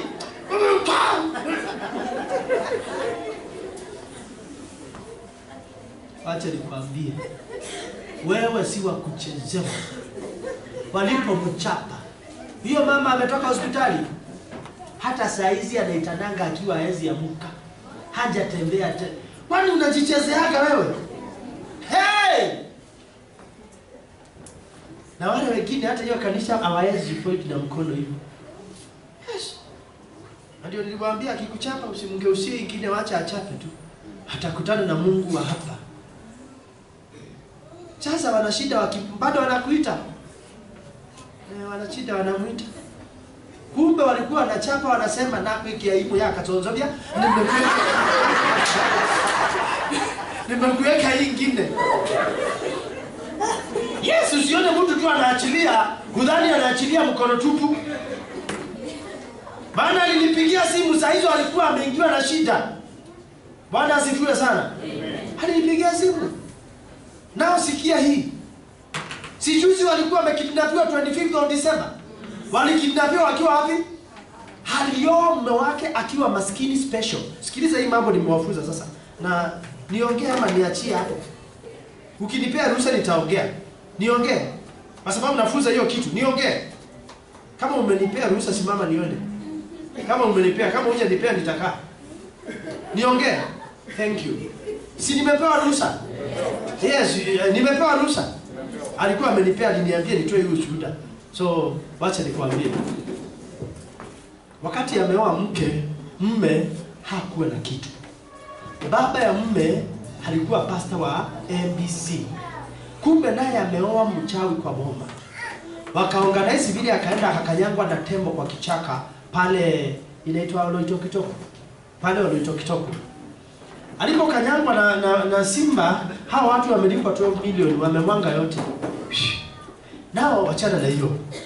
Jamaa akaenda akaajiriwa, akaenda KQ kama casual labor, akaenda mpaka akainuliwa, akaanza kulipwa 120. Yote ya mwanamke muombaji usicheze nayo. Wanawake jipigie makofi. Yote ya mwanamke muombaji usicheze. Kwa hivyo akaendelea, akainuliwa, sasa akaajiri maid, akaenda sasa akaajiri maid, walikuwa wanasoma naye, yeye akiwa form 4, huyo ako form what? Form 2. Siku moja akamwambia, dada yangu, kumbe huyu anadhani ameajiri mfanyakazi, lakini sio nini? Sio nini? Ni pepo iko kwa boma. Akamwambia, hiyo story inakuja sana.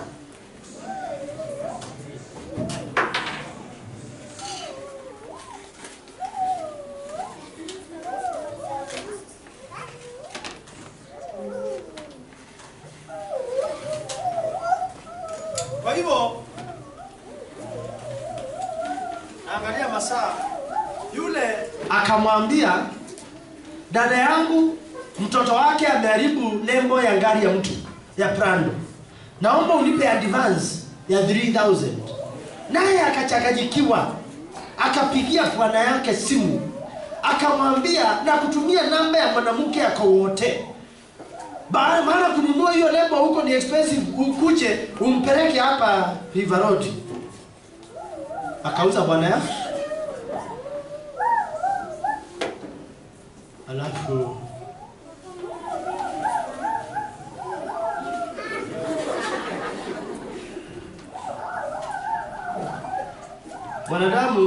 mwanamke hakutana, hakapenda bwana yake.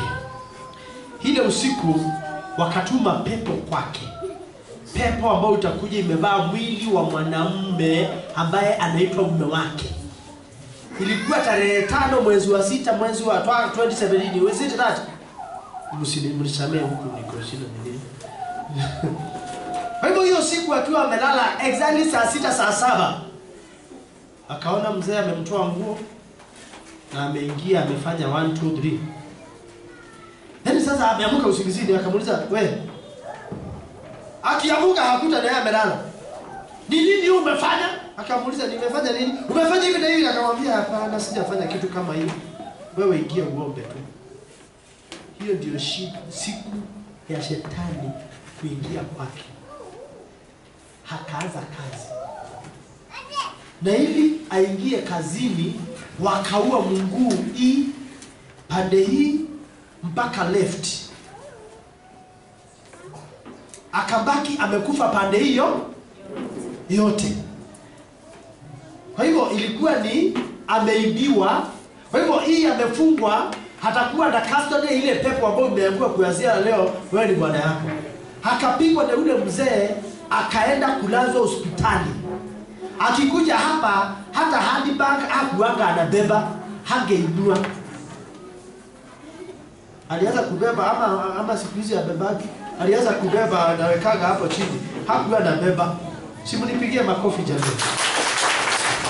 Ameenda kwa waombaji, ameenda kwa manabii, ameenda kwa wenye kuonyeshwa, ameenda kwa wote, hajapona.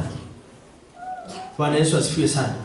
Lakini alipofika hapa alifufuka akawa hai.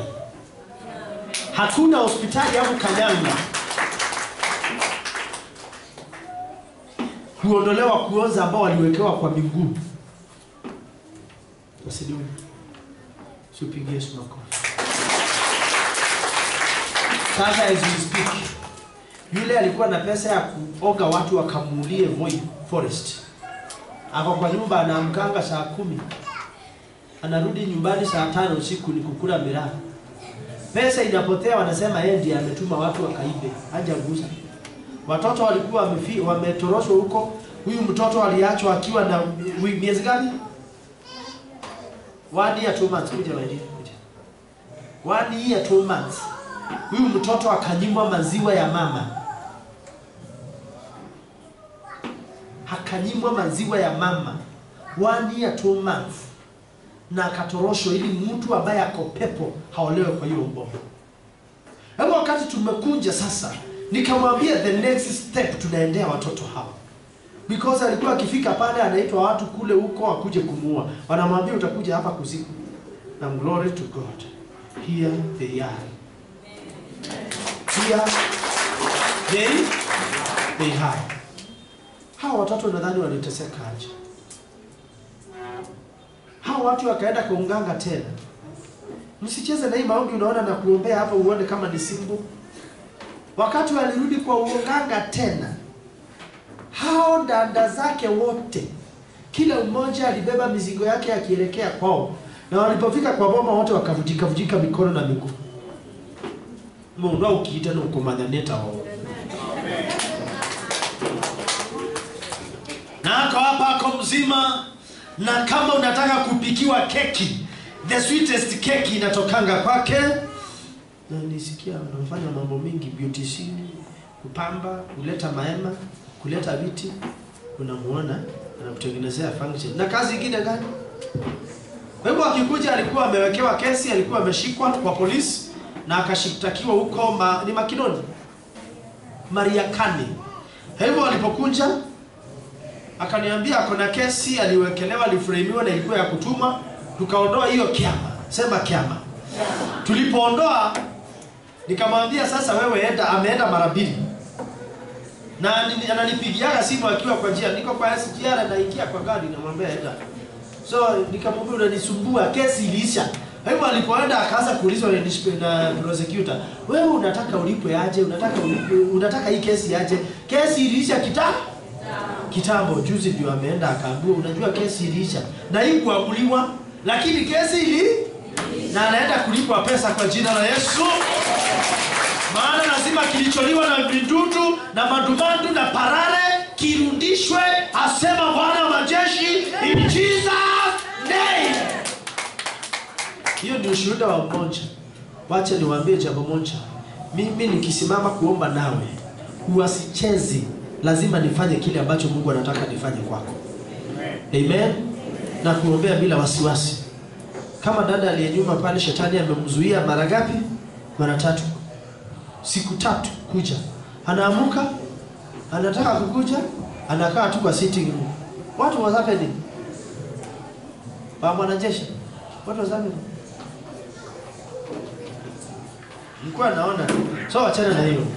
Kwa hivyo sasa nataka uelewe, lazima ukatae kuwa dhaifu. Ikatae dhambi na uitubu. Sema kwa jina la Yesu. Mimi nimekataa kuwa dhaifu. Nimepeana mfano wake, sio kumwanika, ni kuendisha shetani kabisa. Bwana asifiwe sana. Because alikuwa amewekewa uoga to the point of mother-in-law kwenda kwa baba yake kutangaza hata hao watoto wamewapa 1 month. Unadhani anawapa 1 month bila kujua kile anafanya? Anawapa bila kujua. Lakini usibabaishwe na mtu anakuambia atakuzika. Hiyo isikushtue. Maana sio yeye nipe na utakufa. Sema sitakufa. Nitaishi. Hebu jini ya upepo anapopata kiu ya utawala, anautafuta mwili wa mtu ambaye ni rahisi kumuingilia ili atawale.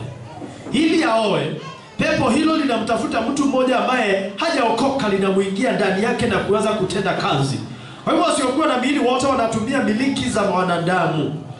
Nami natangaza kwa jina la Yesu Kristo, wateketee na kuhama ndani yako wote wasiokuwa na miili wanaokutawala kwa jina la Yesu Kristo. Sema big amen. Amen. This is one of the reasons why people are possessed. And I decree and I declare, you will never be possessed by any evil spirit from today in Jesus' name. I stand here to decree and to declare kuwa wewe ni hekalu la Roho Mtakatifu in Jesus' name. Hebu kuna watu wanawaza lakini yupo anayewawazisha. Shika kichwa chako. Sema kwa jina la Yesu Kristo, sitawazishwa na pepo kama vile shetani aliwazisha Petro. Mimi nitawaza mimi mwenyewe nikiwazishwa na Roho Mtakatifu. Roho Mtakatifu, tawala maisha yangu, tawala mawazo yangu. Nimekataa kuwazishwa na pepo in Jesus name. Shika moyo wako. Kuna watu wanapenda lakini wanapendeshwa na pepo. Unaona Sema kwa jina la Yesu, upendo wangu hautaongozwa na pepo, hautatawaliwa na pepo in Jesus name. Yesu nitawale. Matendo ya Mitume 13:6 hadi mstari wa 12. Walipokwisha kupita katikati ya kisiwa chote mpaka Pafo, wakaona mtu mmoja mchawi, nabii wa uongo, Myahudi, jina lake Bar-Yesu. Mtu huyu alikuwa pamoja na liwali Sergio Paulo, mtu mwenye akili. Yeye liwali akawaita Barnaba na Sauli waje kwake. Akataka kulisikia neno la Mungu, lakini Elima yule mchawi, maana ndio tafsiri ya jina lake, akashindana nao akitaka kumtia yule liwali moyo wa kuiacha ile imani. Lakini Sauli ambaye ndiye Paulo, hakijaa Roho Mtakatifu, akamkazia macho akasema, ewe mwenye kujaa hila na uovu wote, mwana wa Ibilisi, adui wa haki yote, huachi kuzipotoa njia za wana zilizonyoka. Basi angalia, mkono wa Bwana juu yako, nawe utakuwa kipofu, usilione jua kwa muda. Mara kiwi kikamwangukia na giza, akazunguka na kumtafuta mtu wa kumshika mkono na kumuongoza. Ndipo yule liwali alipoyaona yaliyotendeka, akaamini, akiyastaajabia mafundisho ya Bwana. Lakini mhubiri amesimama na ubiri, lakini kuna mtu hapa karibu hajamguza, Lakini kwa hali ya rohoni anaingia ndani ya moyo wa yule, anaanza kumwambia sema no, usikubali hiyo, kataa. Unaanza kusikia unahubiria mtu anaanza kuuliza maswali, huyu Mungu ushaimuona? Una uhakika si mzungu? Unamjua aje? Wewe si pesa unatafuta? Kama ushaiwaza hivyo, sema kuanzia leo sitatawaliwa na pepo yoyote.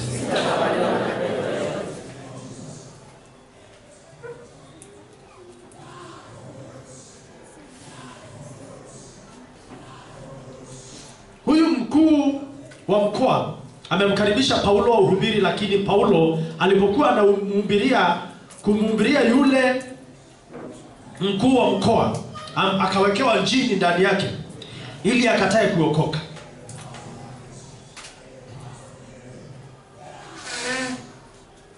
Kumbe hakukataa kuokoka bure. Alikataa juu ya kile kilikuwa kimewekwa ndani yake. Alikuwa ameamuliwa kwa niaba yake. Kuna watu wanaamua lakini sio wao, bali wanaamuliwa kwa niaba yao. Mawazo yao na uamuzi yao ama maamuzi yao sio watu, ni mashetani yanayowaongoza kuamua. Unakuta mtu si mwaminifu, ni mzizi, ni mwongo kupindukia. Sio yeye, kuna anayemuamulia, anatumia mwili wake. Sema nakataa kuamuliwa kwa jina la Yesu. Wewe acha roho yako kwa Yesu iamue. Hawa mashetani wanapata nafasi ndani ya mtu kama kuna dhambi au laana ya familia na matukio ya damu ya ukoo, na ndipo wanapata upenyo wa kumuingia mtu na kuanza kutumia mwili wake. Pia wanaingia kwa wale walio na shauri zuri. Kuna watu wasiokuwa na miili, wakiamua kufanya biashara wanaangalia nani mzembe ana dhambi na laana waingia kwake.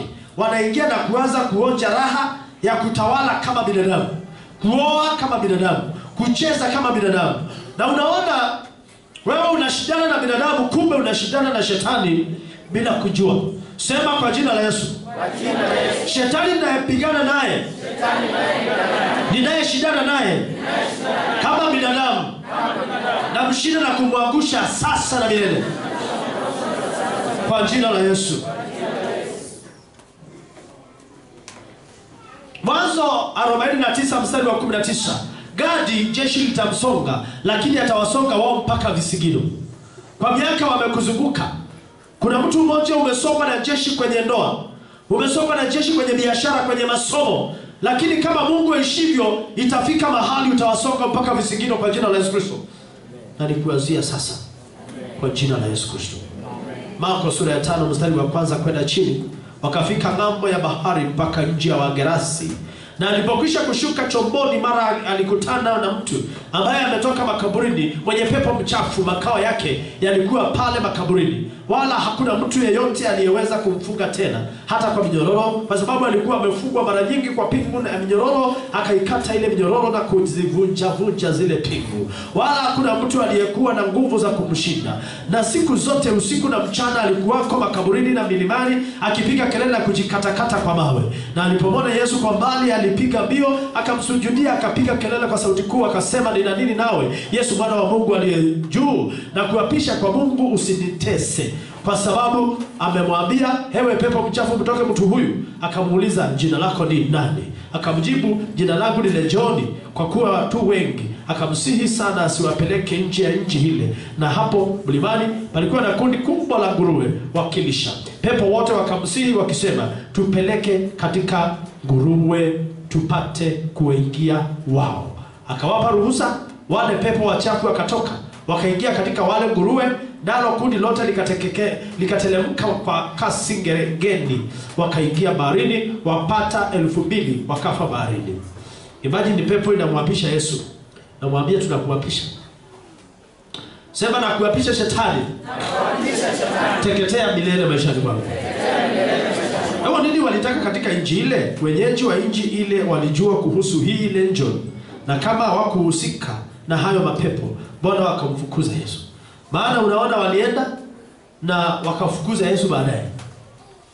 Kwa sababu mashetani ni maroho na hayawezi kutawala pasipo mwili.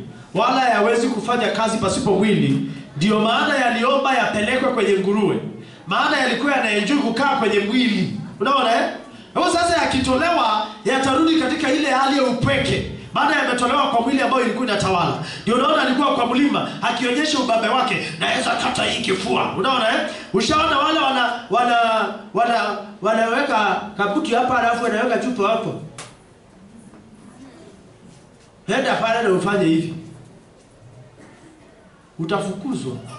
Maana hiyo ni hali ya kufuka hata kama ujui. Unajua kuna watu wanapenda kusimama tu hivi.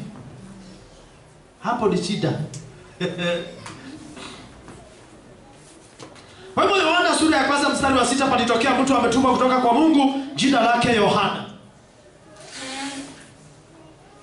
I'm winding up, Amen. In 3 minutes tunaanza maombi. Hapo nilisema mambo ya Gadi. Gadi alikuwa anaishi Gadalini. Huko Yesu alikwenda akakutana na mtu wa Gadi, ndio ile nchi ya Wagerasi, ambaye ana kitu cha tofauti, lakini mashetani 6,000 yalikuwa yamemsonga akawa anakaa makaburini. Kwa sababu one legion, it was an army of Romans ambao ilikuwa ya 6,000 foot soldiers. Kwa hivyo legion ni askari 6,000 wa jeshi la Kirumi, 3,000 wanaokwenda kwa miguu na 3,000 wanaokwenda kwa farasi na magari ya vita. Kwa hivyo jaribu kuwaza mtu mmoja amesongwa na mashetani 6,000, sio jambo la kawaida. Kwa hivyo watu wasiokuwa na miili wenye uwezo wa kwenda kwa miguu 3,000 na wenye uwezo wa kwenda kwa farasi 3,000 wamemsonga mtu mmoja. Kwa hivyo walikuwa wanatimiza maneno aliyoambiwa Gadi na baba yake, lakini Yesu alifahamu hilo, akaenda kumwokoa na kuyasonga mashetani yale, akamtoka na kuwaingia nguruwe.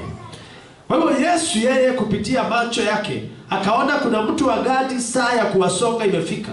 Amesongwa sana. Saa ya kuwasonga ikifika, Yesu anakuja. Umesafiri lakini ni sawa na bure tu. Umesonga lakini huwezi kupata msaada. Umejaribu sana lakini umeshindwa. Wewe wasonge. Saa yao imefika ya kuwasonga kwa jina la Yesu Kristo. Nasema kuanzia sasa, maana saa yako imefika. Nimekwambia majini, mapepo yote, mashetani yote yanatamani raha za kibinadamu. Wanatafuta binadamu dhaifu ambaye ana dhambi. Sema Yesu, ninatubu dhambi ambao nimefanya, ambao nilifanya, ambao wazazi wangu walifanya, ambao iligeuka kuwa mlango wa ibilisi. Kuanzia sasa kwangu hakuna makao ya ibilisi. Kwa hivyo huyo mtu anaweza kuwa na dhambi ama laana ya ukoo. Hapo Yesu akawatoa wale mashetani 6,000. Utaona vile vibwego vikakataa, sababu walizoea kukaa ndani ya Gilgadi yule na kumiliki. Hawakustahili kuwa ndani yake. Ndio maana walimwambia ondoka kwetu. Acha kuongea na mkeo anayekusumbua, zungumza na aliye nyuma ya mkeo. Acha kuongea na mmeo anayekusumbua, zungumza na roho iliyo nyuma ya mzee wako. Acha kuongea na mdosi ambaye anakusumbua, zungumza na roho ambayo inamtawala, ambayo imeingia pale ili kukufedhehesha wewe, ili kukufinyilia wewe, na mambo yako yote yataenda sawa. Acha kumlalamikia mkurugenzi, zungumza na aliye nyuma ya mkurugenzi. Yupo anayeshindana na wewe kupitia yule anayegombana naye. Kama ambavyo Yesu hakumwangalia Petro, akaongea na aliyekuwa nyuma ya Petro, na wewe mpite yule anayekusumbua, zungumza na anayemuongoza kukusumbua, na utamshinda kwa jina la Yesu Kristo. Mashetani yanapenda dhambi sana, na ndio chakula chake. Na ndio maana yakimuingia mtu huwa anaishi dhambi zaidi. Dhambi ni mbaya. Kuna maroho ambayo yanashughulikia dhambi ndani ya mtu. Ndio sababu kuu ya kukataa shetani. Kiini ni kwa kuwa kama hauna Mungu, basi unaye shetani. Hakuna kuwa katikati. Ufunuo 3 verse 14 to 16 inaongea kuhusu vuguvugu. Anasema, najua njia zako kuwa hau moto wala hau baridi. Haiwishi ungekuwa moja ya hizo mbili. Kwa hivyo usiwe vuguvugu. Matendo ya Mitume 17 verse 28 to 30, kwa maana ndani yake yeye tunaishi, tunakwenda na kuwa uhai wetu, kama vile mmoja wenu mtunga mashairi alivyosema, maana sisi sote tu wazao wake. Basi kwa kuwa sisi tu wazao wa Mungu, haitupasi kudhani ya kuwa uungu ni mfano wa dhahabu au fedha au jiwe, vitu vilivyochongwa kwa ustadi na akili za wanadamu. Basi zamani zile za ujinga Mungu alizifanya kama azioni. Alijifanya kama azioni, bali sasa anawaagiza watu wote kwa kila mahali watubu. Kama wewe nyumba yako imejaa vitu visanamu na unasema ni Mungu. Hii ndio Mungu anaongelelea. Zaburi 115 mstari wa 4 hadi wa 9, sanamu zao ni fedha na dhahabu, kazi ya